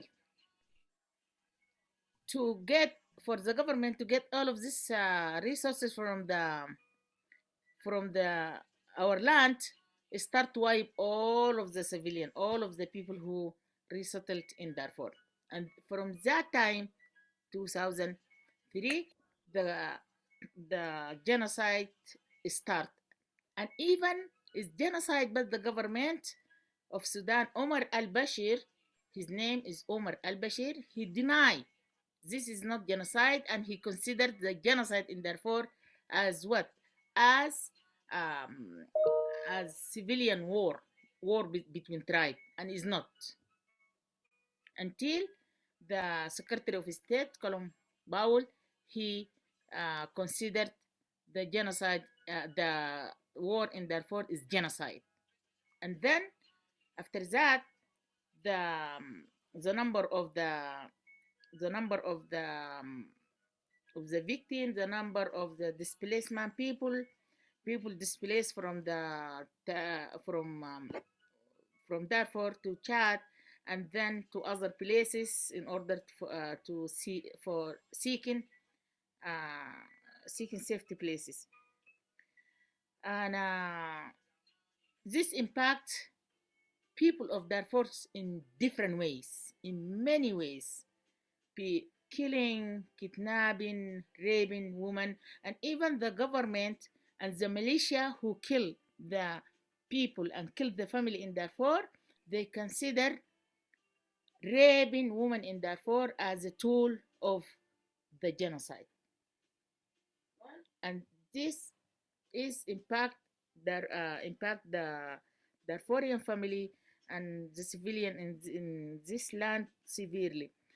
Most of the people, 75% of Darfurian people, they ask the UN for the safety place, and now all over the world there is a lot of Darfurian family who come just as a refugee from the resulting to Darfur war. And even they took the land from the family, they took their money, their cattle, their everything, and this resulting of the genocide in Darfur. And people who move from Darfur to the United States, most of them are illiterate, and this is a severe barrier that Darfurian people facing in the United States, because our goal to come to a new country and develop ourselves and come back to rebuild the life, to rebuild education, to rebuild every single spot in our area. We come here, and also as a refugee and as a newcomer, there is a lot of issues, there is a lot of barrier. For this reason, I am my research focus in the Darfuri refugees issues in higher education, health, health issue, poverty issues, and all of these issues. Yeah. And I think you see the same in Karen's presentation, where you had some sameness that was really turned into otherness, people being called vermin, etc. And then the others rationalizing that they are less than human, and therefore it's okay for me to harm them. as journalists, we know that repetition is part of the process. If you're going to engage in propaganda, then repetition is essential, that you say it over and over and over and over again. And before long, the masses begin to say, well, you know, I've always heard that. And which is why President Trump is highly repetitive in everything he says. He's very simple-minded, but he'll repeat those same themes. Well, there was no insurrection. I don't believe that there was an insurrection. I don't believe that there was an attempted coup because there was no insurrection. And he'll literally say something that sounds exactly like that, and somehow people follow that. Even though we know we're sitting there looking at the fact that there's an insurrection, and we all know that the entirety of the U.S. government secession was in one building at the same time. The vice president, the speaker of the House, and the president pro tem was in the one building at once, and could have very easily been killed. And who would have been left is the one man who started it all. And this repetition, I mean, I think it pervades throughout all. For example, Black males have been convinced for whatever reason that we're violent. Yep. But in looking at the insurrection, who's really violent? When you really look at that. And so we've repeated that theme over and over again. You chased a young man whose trial we're watching today, Ahmaud Arbery, who was simply in a building looking at the building. Now, the notion of perhaps he's looking at it because he's interested in construction. Perhaps he's interested in it because he wants to own a house like that one day. Perhaps he's looking at it because he likes the design of it. That never crossed the minds of the individuals. They saw a Black man, and then immediately, because that theme has been repeated so much to where they believe that he's a criminal of some sort. And not only do they believe it, we can repeat it so many times to where the young African-American men start to believe it about themselves, which then becomes very dangerous. So I find it very interesting that we're at this point to where we need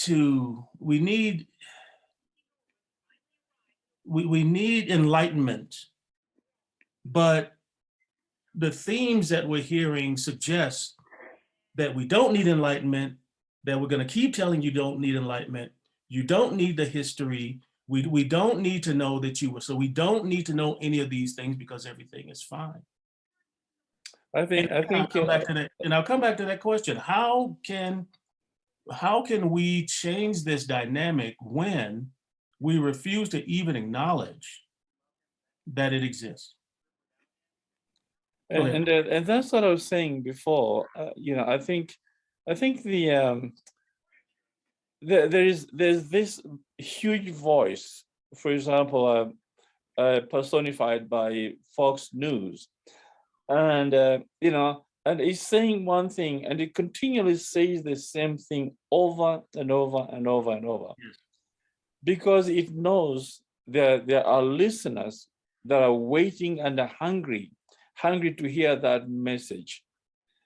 Now, it seems to me that the opposite view and side somehow doesn't have the ability to somehow couch their words and their message in the same way. So it seems to me that you as a journalist, the New York Times, the Washington Post, they somehow are unable, to sort of give a message which is simple enough and cogent enough and direct enough to somehow take our attention away from Fox News.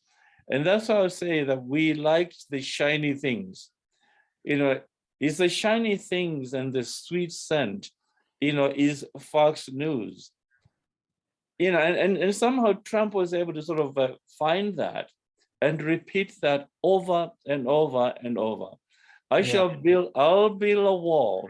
I'll keep the Mexicans out. I will keep Muslims out, and Mexico will pay for the wall. That's it. That's all that he ever said, and he walked into the White House. And I'd also like to say something about Sudan very quickly. Sure, absolutely. Which is the genocide did not begin in 2003 to 2004. genocide in Sudan began in 1956 when the British walked away and left the North over, sort of ruling the South. The so-called Muslims ruling the non-Muslims, the Christians. More than 2 million South Sudanese were killed. They killed more than 2 million South Sudanese. As you know, we all know about the lost boys of Sudan, and they are here in Colorado, for example. So I do agree that the genocide in Darfur is truly a genocide, but the genocide began long before.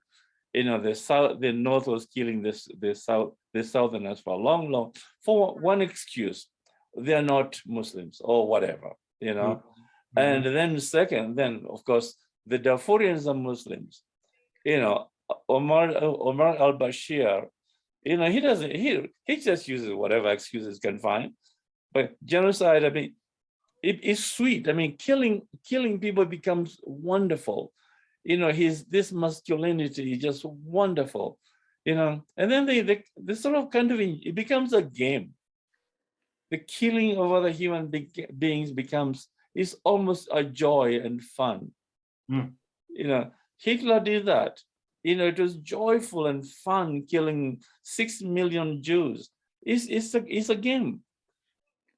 And it's unfortunate. Yeah, we were watching as Devin played his slides yesterday, and many of us, I'm sure, were struck at the smiling faces of the individuals who people being lynched, standing there committing the most atrocious crime and smiling and bringing your children and saying, look at this. Yes. It's funny. I want to go back to the media just for a moment. It's funny that when I'd come back and I joined the Urban Spectrum, and many of us who work for the Washington Post or New York Times or any major daily of that stature, we get to the point to where, there's not a competition necessarily with your other co-workers or your colleagues, but you begin to write in a certain way that appeals to a higher intellect.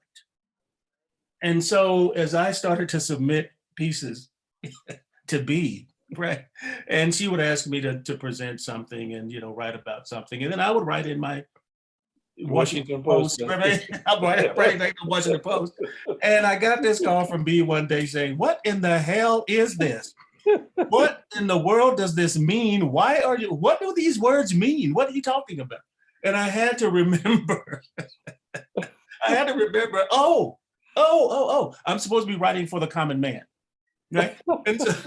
And part of the problem is those legacy sources, and we call them legacy sources because their names and reputations are wrapped into their credibility, because it is a news business. And if the Washington Post could find something wrong in the New York Times, of course, they're going to be mentioning that very gleefully, right? And so it is very much of a competition. And so those sources, much like our daily broadcast, much like the Denver Post, those are legacy sources who can't afford to get it wrong. But where we get it wrong is that we're way up here in trying to explain the phenomena and the dynamics that are going on, when we actually should bring it down to a level to where the average everyday Joe and Jane can understand what it is we're talking about and what's going on in the world.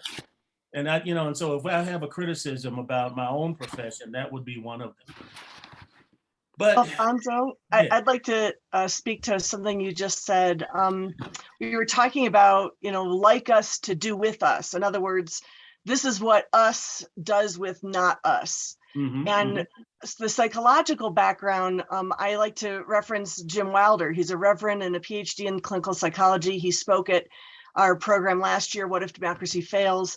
And he said, the brain intuitively takes every challenge as a challenge to my social status. And the brain switches itself so that it's willing to die to maintain us. And so ultimately, it still goes back to how do we bring equity into the picture, regardless of your status? How do we make everyone on the playing field important? If we recognize that people who are at one level of status versus another level of status are equally important to the big picture, then there shouldn't be anybody willing to get rid of one or the other of the other. And I think that's really part of the education that needs to happen. And we've had that in the Bible, right? The Christian faith states, do unto others as you would have done unto yourself, right? All religions actually say something like that, where we want to take care of the other. We want to take care of the other type of people. The problem that I see is we have separated church and state so well, or we're trying to continue to separate that, we're losing the morality that it actually brought to the table. So I think we really need to make sure that we continue to go back to what our values are and what the characteristics of those values look like.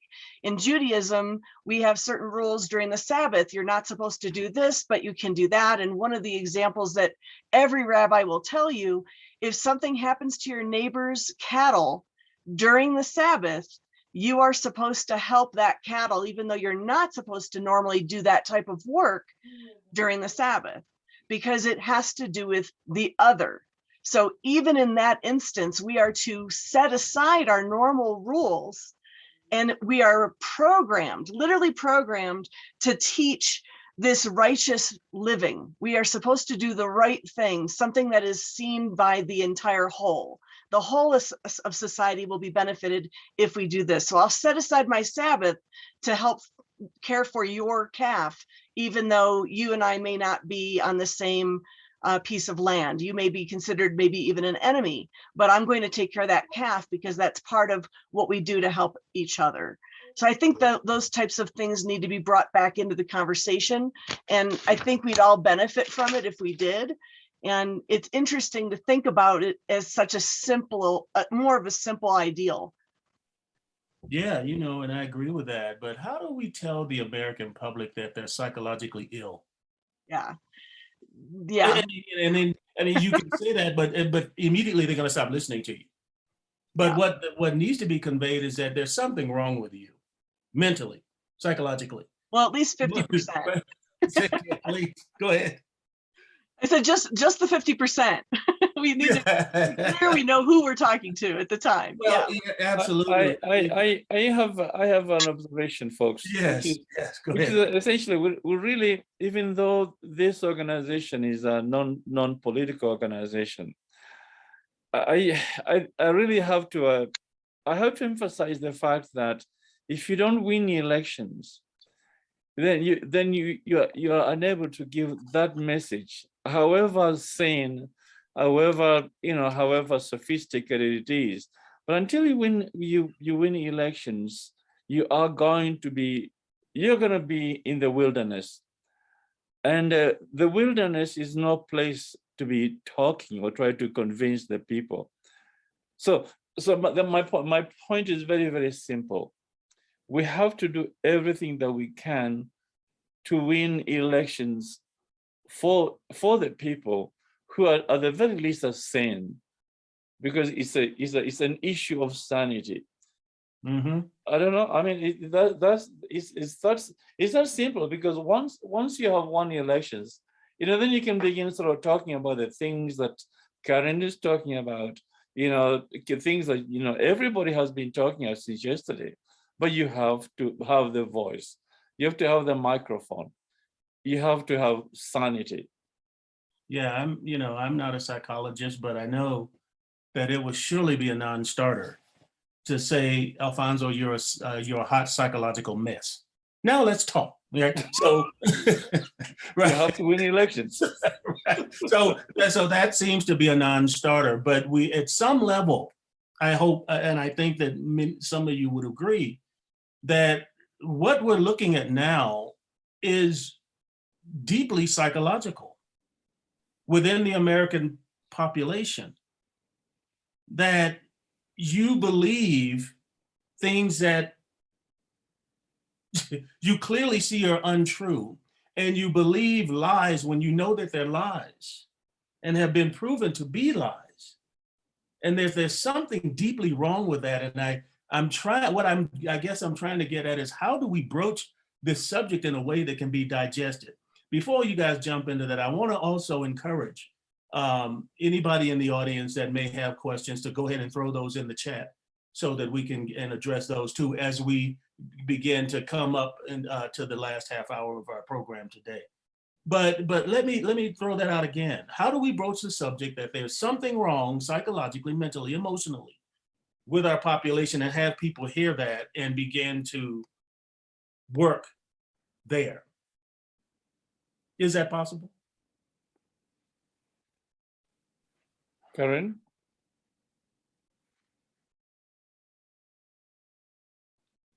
I mean, any of you guys. I was going to say, I do agree with you. That is not a good way to start a conversation.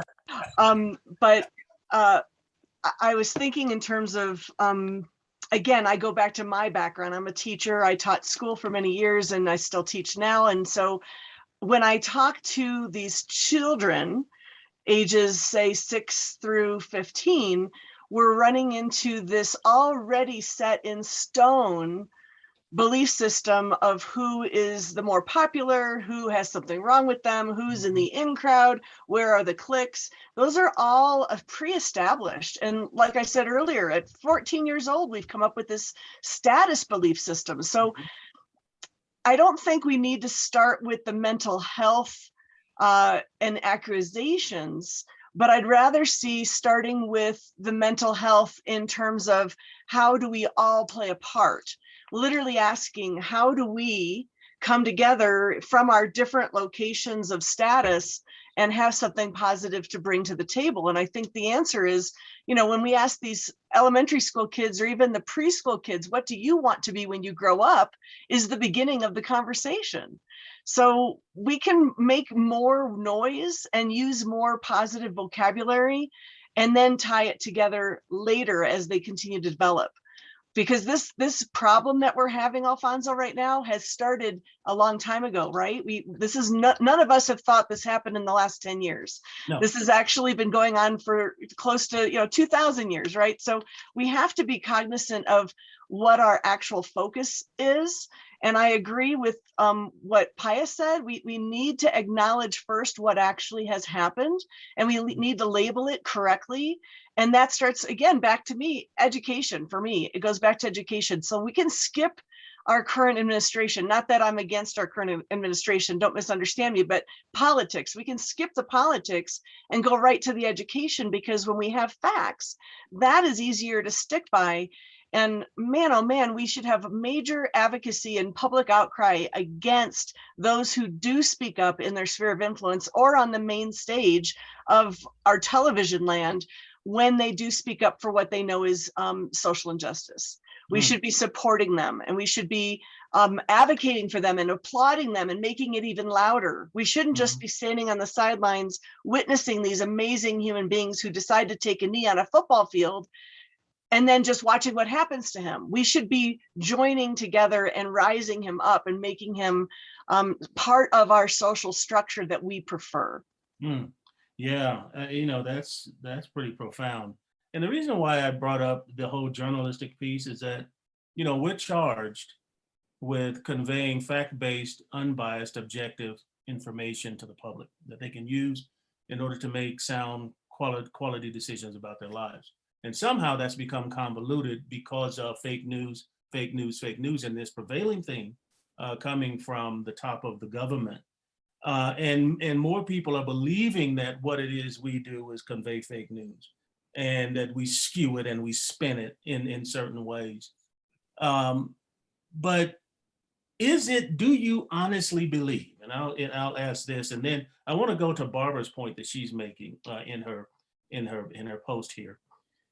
Do you guys honestly believe that we can make some headway?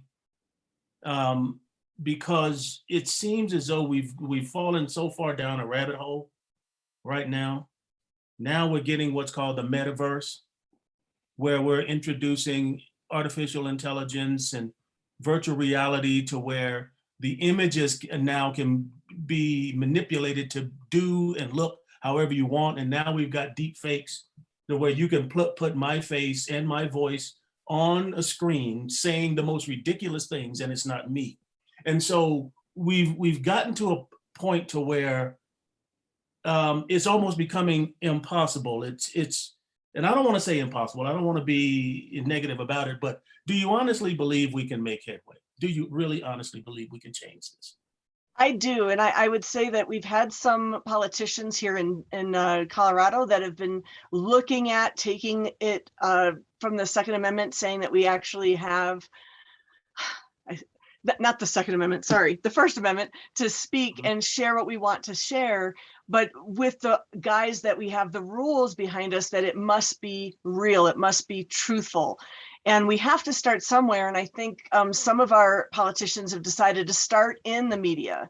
That's safer than saying all of Americans now, if you say something that we know is untrue, you can go to jail or get a ticket or be held responsible for what happens next. Because that's a really big deal to go down that road. And in fact, that there's a lot of minds in that road. So going back to what you just said, Alfonzo, I think we absolutely need to take responsibility for fake news. And we used to have in this country great esteem for those who reported. And I don't know where that went. I know approximately when it started to go, but we haven't really stirred that ship back and made it a legal response.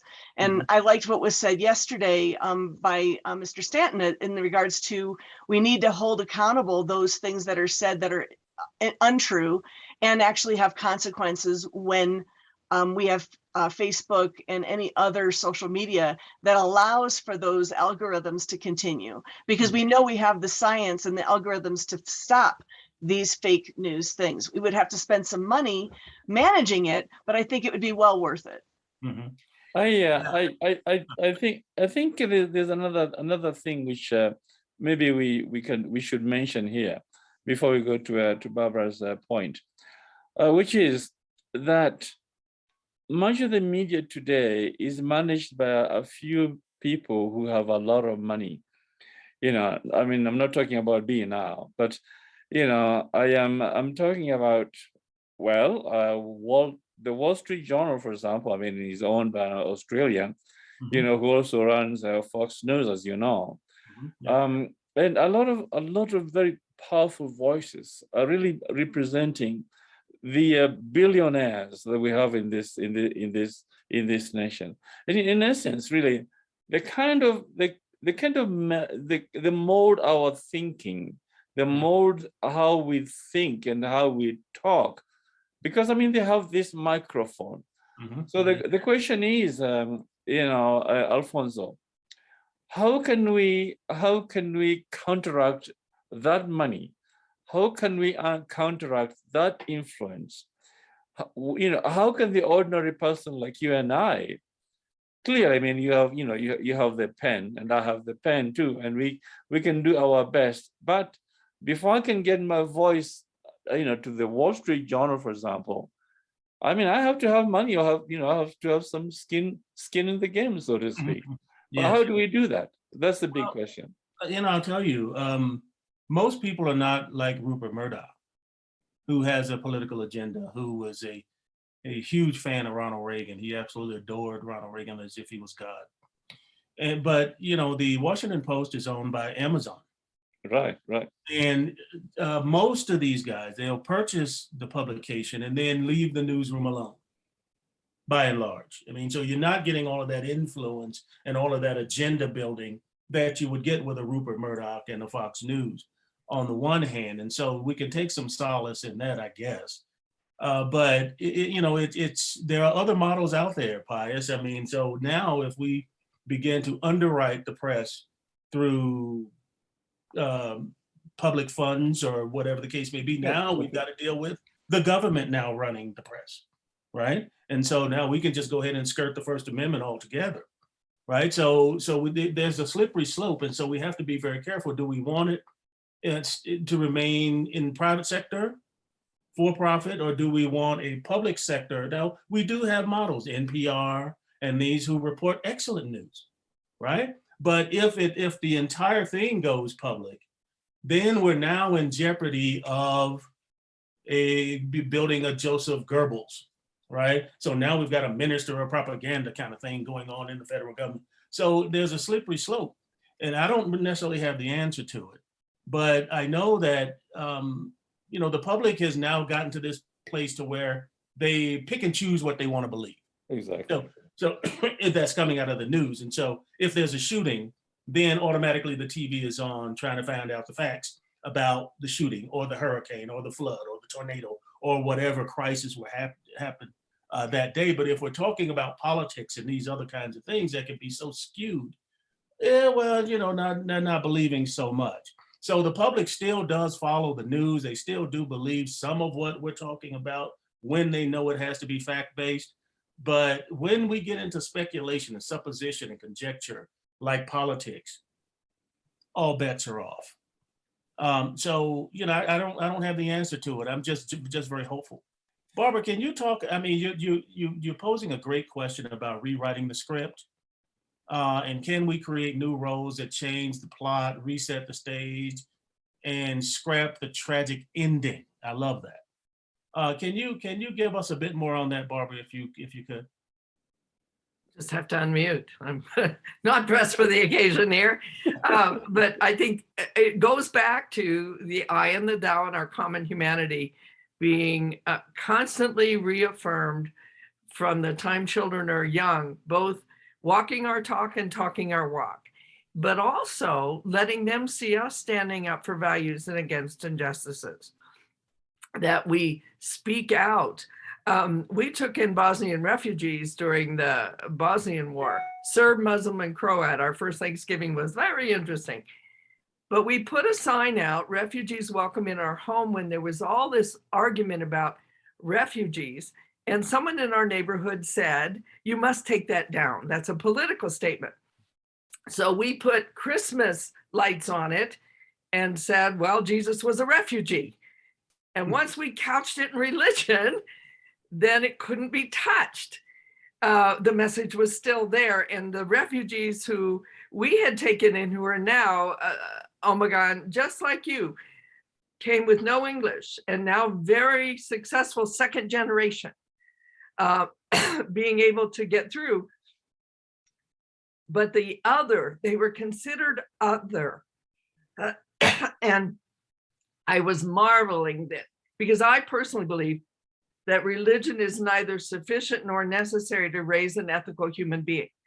It can be a vessel or a tomb, a weapon or a tool. It's how that faith tradition is used. I saw it in Genocide, how it was used and misused, became a vessel or a tomb.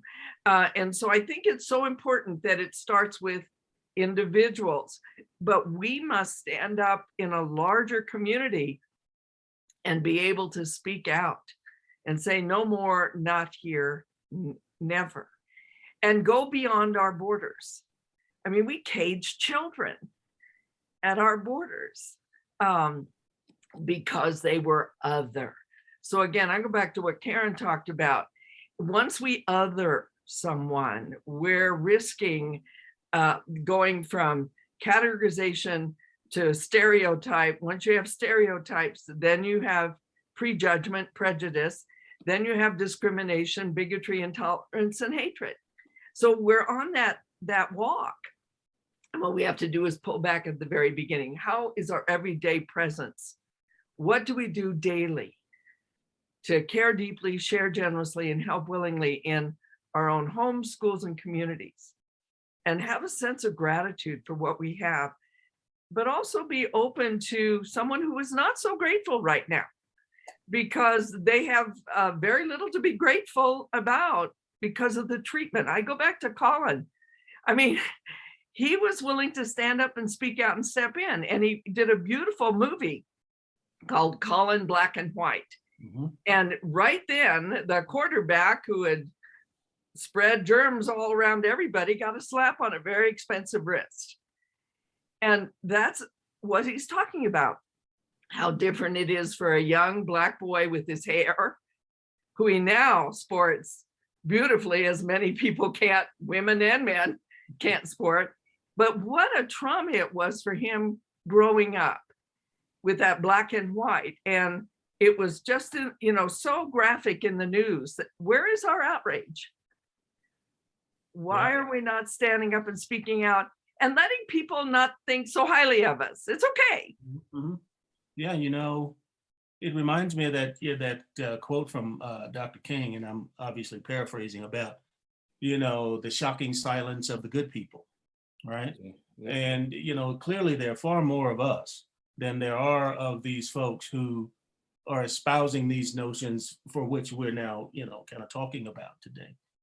You know, I oftentimes wonder about people like this woman, Viola Liuzzo, I believe her name was. She was a white mother from Detroit who had gone down to help register voters in Mississippi and was murdered. She had left her 5 kids there in Detroit, and you know, and she was so moved by what she had been seeing in the movement to where she was compelled to go down and help, and was the only white female murdered during the civil rights movement. And oftentimes I wonder, well, where's the movie? Where's the monument? Where's the mention of this woman and her level of bravery to showcase just what we're saying, that there are far more of the quote good people than there are of these others, of course, that we've been talking about. So why are we not telling those kinds of stories? I agree. I actually use a minor story. It's not as graphic as so many others that we all have heard, but when I'm talking to these kids, the American Idol TV show has all these kids in groups. They have to sing by themselves, and they have to sing with groups, and they have to pass through the judges, and it's a very big thing, and people follow the show from the beginning to the end because they want to know who wins. But they also have to work together, and sometimes they get disqualified because they fail to do that. They fail to work together. And Scotty McCreery was on, and he actually won, which is besides the point, but actually kind of cool. But he was on with a group, and there was this young boy who was a high schooler who was different, beautiful voice, but was not one of the us, just didn't fit in, and they made him less than. And he slowly but surely was followed by the cameraman, going from group to group, trying to figure out which group he was going to be on stage in front of the judges to sing with. And he kept getting denied, saying, oh, we're already together. We already know what we're doing. And he was on the Scotty McCreery group originally, but kind of got pushed out by some of the other people. Scotty, by his facial expressions, you could tell he was not happy about it. But at the very beginning of his group going on stage, he saw out of the corner of his eye this young man, and he stopped the whole production, walked off stage, grabbed him and said, you're back with us, and pulled him on, and their group won. And it was such a beautiful experience of watching, because Scotty at the time was a teenager. He was in high school, and he's now a very famous country western baritone singer. And I have been very, very pleased to share that story because it was watched by our nation and no one talked about it. No one talked about it. I mean, he wasn't a big football player, right? He was just this teenage kid from Texas singing and trying to produce music, but he did the right thing. He was a stand-upster on a public stage, embarrassingly taking the microphone and saying, I apologize to you, judges. I don't know why this happened. I don't know why he actually got ousted from our group, but I'm bringing him back in. He knows what we're going to sing, and I value his contribution. So once again, we have to go back to what are people contributing to be allowed to be as important as others' contributions. So just a beautiful story that has no murder in it. No, I agree. B and I are part of what's called the Colorado News Collaborative. And this is a group of all of the news outlets from around the state. So now in the industry, because of the lack of readership and all of the other things, we're now beginning to coalesce around each other and share stories that are relevant in our various regions. Programs like this, for example, are newsworthy today. Far more so than it would have been 5 or 6 years ago. And it's incumbent upon us, I think, to do what we can, to really begin to write about what it is we're discussing today. And so that when I made the offer yesterday to do what I could do to bring something like this or bring this exact program to the university, it's where we need a starting point not necessarily a starting point, but another jumping off point, I guess I'm trying to say, and that is to garner more attention to what it is we're doing here. Because all of us are so concerned about what it is we're seeing a reversal of progress. And it's happening so fast that I don't think any of us can actually believe it. But if we have our finger on the pulse of the press, those of us who are in it, then I think we owe it to our community and our society to do what we can to shout from the loudest, as loud as we can from the highest mountain about what it is we need to see and how we need to change the dynamics that we're seeing today. You've got my commitment to do everything I can, but how else can we do it? Now, from my vantage point as a journalist and a person at the university, I know what I can do, but what else can we do? Well, I was just gonna say a word or two. First of all, I mean, I think this is what we can all do as individuals and what we can do as part of groups. As individuals, I think that there's been a number of things said on the chat here. For example, empathy. You know, I think that that's something that all of us can do and need to develop. For example, empathy for each other, to each other, with each other. The second thing that I would also like to sort of say is use whatever connections that we have, whatever groups that we belong to, so that they know about each other, for example. So, for example, I mean, I talked to KUNC that I have done some work for, and I was telling them about this particular conference, for example. And for example, if they would ever allow me to do that, I mean, I would talk about the conference that we had yesterday and today. So in other words, I mean, using the things that we have, the instruments that we have, to sort of spread the word and to spread, I mean, this belief that we can make it better. It can be made better by spreading it out there. Last thing that I would also like to mention is that as I hear more and more and discover and explore more about the Holocaust, I am impressed by the fact that the people who are spreading the word about the Holocaust are doing us all a favor. I mean, the genocide of the Jews by Germany is something I think we should all know about, because it applies to all of us. It applies to the American Indians. It was a Holocaust. The Holocaust, I think, of blacks in America, in Brazil, in South America, it really is the same story. In other words, what I'm trying to say is this story is not a Jewish story. It's not a Nazi story. It's a story of humanity. It's a story about Sudan, for example. I mean, in Darfur. So in other words, the point I'm trying to make is this, that I think that there has been a persistent and continued story being told about the Holocaust. We should all welcome it. And we should use that voice and those instruments to spread it and, and explore other genocides, because it's all a part of us as a group. Pius. I mean, we have the fierce urgency of now, and Right. I actually feel that. I feel that this is urgent. Ken said something, Ken Suslak, and that is there are numerous examples in history of ordinary people who resist evil, and these examples need to be in the media. And as part of the media, I can tell you that the notion for us in selling papers or getting eyeballs on the screen or whatever is, if it bleeds, it leads. Now that's it's absolutely horrible thing to say. I know. If it's bleeding, that's the lead story. If there's somebody with a severed head on the I-25, that's the lead story. It's not going to be about the human interest, the good news. That's fluff, right? And somehow we've got to get to the point to where as we talk about what is positive, the notion of fluff and human interest. And even though that's news, it's called soft news. That's a feature, for example. And so somehow we've got to move that to the forefront as much as possible.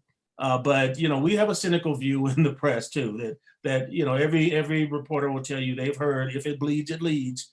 That way you go out and get the most gruesome story you can possibly find, and you lead with that. So I want to encourage you guys to, if you're there, if you have a question, please drop it in as we come up to the last few minutes of our program today. We would love to hear from you. If you have a question, please pose that and drop it in the chat room. But Alfonso? Yes. Mm-hmm. Real quick, we were talking about how to get the news and the media to be speaking only truths. Yes. And you were mentioning how hard it has been to have a conversation with somebody who truly is in their bunker, if you will, and their bunker is filled with their misfacts. So really, it does come back to our news media, whether it be newspaper, radio, television, or film, or social media now. We need to be able to be in a position where we can actually confine the fake news, because people who hear the fake news and believe it because of the source it came from are misled, and they're even digging their trenches deeper. And it's really hard to have a conversation with somebody who believes that COVID was made up. Right. And they heard that you could drink bleach and it would take it away. So we have to be very cautious on how hard we go after these untruths. But I would like to add that we need to educate our youth on where to go for truth, where to go to find out if a fact is debunked or not. How do you go about that? Because if you put anything into Google, you could come up with more false truths. And we have to be aware that we're asking almost the impossible at this point, because we've been unguarded and we have not added the law into this because of and I've said this for a couple of years now. Roz knows I want to change the First Amendment. I do. I want to include that you cannot have hate speech and untruths. You can't, because that breaks down our society. And if other countries have managed to make that a law, why can't we? Mm-hmm. Because Yeah. we're America. Mm-hmm. Go ahead, Pius. No, I'm trying to say, I mean, there's so much that is America, which is sort of inbuilt, and it's used and misused. And that's the misfortune of this democracy. I mean, you look at that Constitution, and it's like people can sort of interpret it in all sorts of manners, and it's the American problem. It's American strength, but also its undoing. Mm-hmm. And that's the problem, Yeah. Well, I think that there is certainly a need to bring together these forces. For example, this particular group and the news media. There's an event at the Denver Press Club tomorrow night, although it has nothing to do with this. But there is the Denver Press Club has events all the time, so that it is not outside of the realm of thinking that if we could bring together members of CoLab, the Colorado News Collaborative, and COAG, for example, to kind of share just some of this over the course of an hour or over the course of a meal at the Denver Press Club, it may actually begin to move us in the direction that we need to move in. As we begin to share the urgency that we feel, just as folks who are in the community that feel this sense of urgency, because I don't think the press necessarily, because we're dealing with the fake news and all of the stuff that we're dealing with, are really focused on the solutions. They're focused on getting the word out, but not necessarily the solutions. And so I would make that recommendation that we kind of bring these two. Alfonso, I'd like to just chime in. So I really appreciate and like this dialogue. I'm not on the panel, but if you want to discuss that further, with CoLab, yes. I don't think that'd be a problem. And I think that they'll be welcome to that. I think so too, B. I think I'm going to throw in, I've been very silent through this, but really important. The press is really, years ago, we used to go to all the different people on the press, the Denver Post, the Rocky Mountain News, the TV people, and tell them who we are, not this organization, but other things, what we're trying to do, and get them to know us. Because the press, you're right, they're not going to pick up this fluff. They're not going to pick up some of this, the good stuff. You're right. They will pick up the tragedies. I could tell you a situation when we started the organization with the conference in 2006 to see if we were needed in this in Colorado, and had over 200 people come. At the end of the conference, we took action. We left the hotel, we walked over to the Capitol with our banners and everything. And guess what? After all the time that we worked trying to get that press releases, calls after, calls before, you know, we just kept on them to please come to this conference and to the Capitol. I made a comment. If I walk out on the street and get hit by a car, maybe there'll be some press, not so much me, but I'm just saying it's always the tragedy. It isn't. That's what they bleed, what you said. If it bleeds, it leads. And it's the press is so important for us to cultivate. And the other comment that I wanted to make is the fact that I've learned so much. I have learned so much through these 2 days. You're right, Karen. I think it was you, or we working on this on an issue like this day in and day out. We're always looking at the negative, talking about the horrifying situations that genocide and crimes against humanity bring. We really need to pull together when there are good things, when somebody is saying something good. We need to be part of that. We need to vocalize that as a group. And I always said, it takes a village.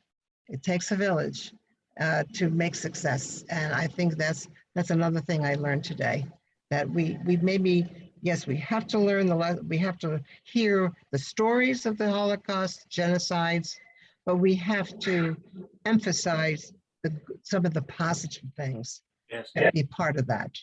Let's use our megaphone. We have one. Yes, we go do. ahead and use it. I want to kind of wrap this up. There's a comment in the chat by Robin Friedman. If we can get Robin to chime in, because this comment on CRT, I think this is a very good comment. And if we can open it up to Robin. Robin, could you chime in with us a little bit, just to drill down a bit more on your point here? I agree with her. Yes. Yeah. Robin, are you there with us? Maybe she left. Okay, perhaps she did. I'm unmuting. Oh, okay. Unmuted. Can you hear me? We can hear you now, yes. Okay. Would you rephrase your question again? Well, I just want you to drill down a bit on your point about how we can train not to judge, and perhaps even changing the phraseology of CRT. Yes. I am trying to say that the parents that I have talked to, I happen to be I'm old now, but I was a clinical social worker. And I'm trying to say that if we start with children young, teaching how the right way to treat people, what's right, what's wrong, etc. It starts early, and we have to do that not only in our homes, but can't rely on our homes. We have to rely on educators, teachers, school, etc. Now, I have had this friend who told me about how she happens to be in the South, but I don't know if that's pertinent. But in any case, she comes home and tells her mother in a moment of discipline that you oppress me, you are white.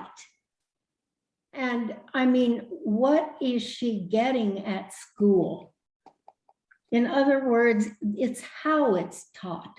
It's taught to instill guilt a lot of times. It is taught to pit race against the other, one against the other. It's very punitive. It doesn't have to be taught that way. We as professionals in the mental health field are trained how not to judge, how to be respectful. This kind of thing can be taught, but it has to be taught every single instance that is possible from childhood on. And the other part is the critical race theory pits race against race, and it is just a theory. I don't think people I have talked to are against teaching history, but teach it as history and what's right and what's wrong, how we should do things today. And we have learned from how people were treated before, how not to do it today. That's what I'm trying to get across. Thank you very much, Robin. Karen, can I, Alfonso, if I may, Karen, do you want to speak briefly about when she said young children, about your book, please? Yes, I am an early childhood elementary ed teacher with a double major, and I really believe that we don't give children enough credit in this country. We protect them, we pad them away, we let them be in the room, but let's not, talk about important things in front of them. For maybe they'll get scared, maybe they won't want to hear more, maybe they'll watch the news and never want to walk outside their door because the news is so bloodthirsty, right? So I think what we really need to recognize, and Robin is dead right, we are able to teach these things to our youth. They are ripe for learning it. They want to learn it. Think about back in the 60s when we had Davy and Goliath, a claymation show, teaching a moral lesson each show. And it was always about the philosophy of equal and equality and equity. And it was always about, we are all on this earth together. We aren't doing ourselves any favors by protecting our youth and our children, because they are so exposed to so much more evil online and through their own social media and their own TikTok and their own Instagrams. Everything we've learned so far in the mental health industry is screaming about this right now, that we are damaging our youth, that people are killing themselves because they can't measure up to what they're having pounded at them, that they don't have control over stopping, other than taking their phones away, which is not realistic in today's society. So we have a large problem in front of us, and we aren't talking about it loudly enough. We have more money now in Colorado for mental health, which I think is wonderful, but it is a penny in the fountain for what we actually need. And we need it in every single school. And I wish, Robin, you were still working in the school district. We need more just like you doing what you were doing. Thank you for your service. Thank you. As I told you, where did this hour go? Listen, I just want to say thank you to Linda, our board chair, and Roz, our executive director, for their leadership, and members of the board for bringing this together. I think that we can do a lot to bring these components together. Groups like COAG, groups like CoLab, and make a huge difference. It has been a genuine pleasure to participate in not only just the planning of this, but to participate today with you. I always learn so much, and I walk away inspired, as if, somebody's doing something, and I'm just pleased to be a part of it. So that brings us to the end of our conference on slavery and genocide, and I think that this is just the tip of the iceberg. That we can take this in so many directions and present it to so many individuals, to where we can actually begin to make the difference ourselves. No sense in waiting on them to do something when we are they. And I think that this is a great place to start. So everybody, thank you so much for your participation. Have a terrific afternoon. Thank you so much.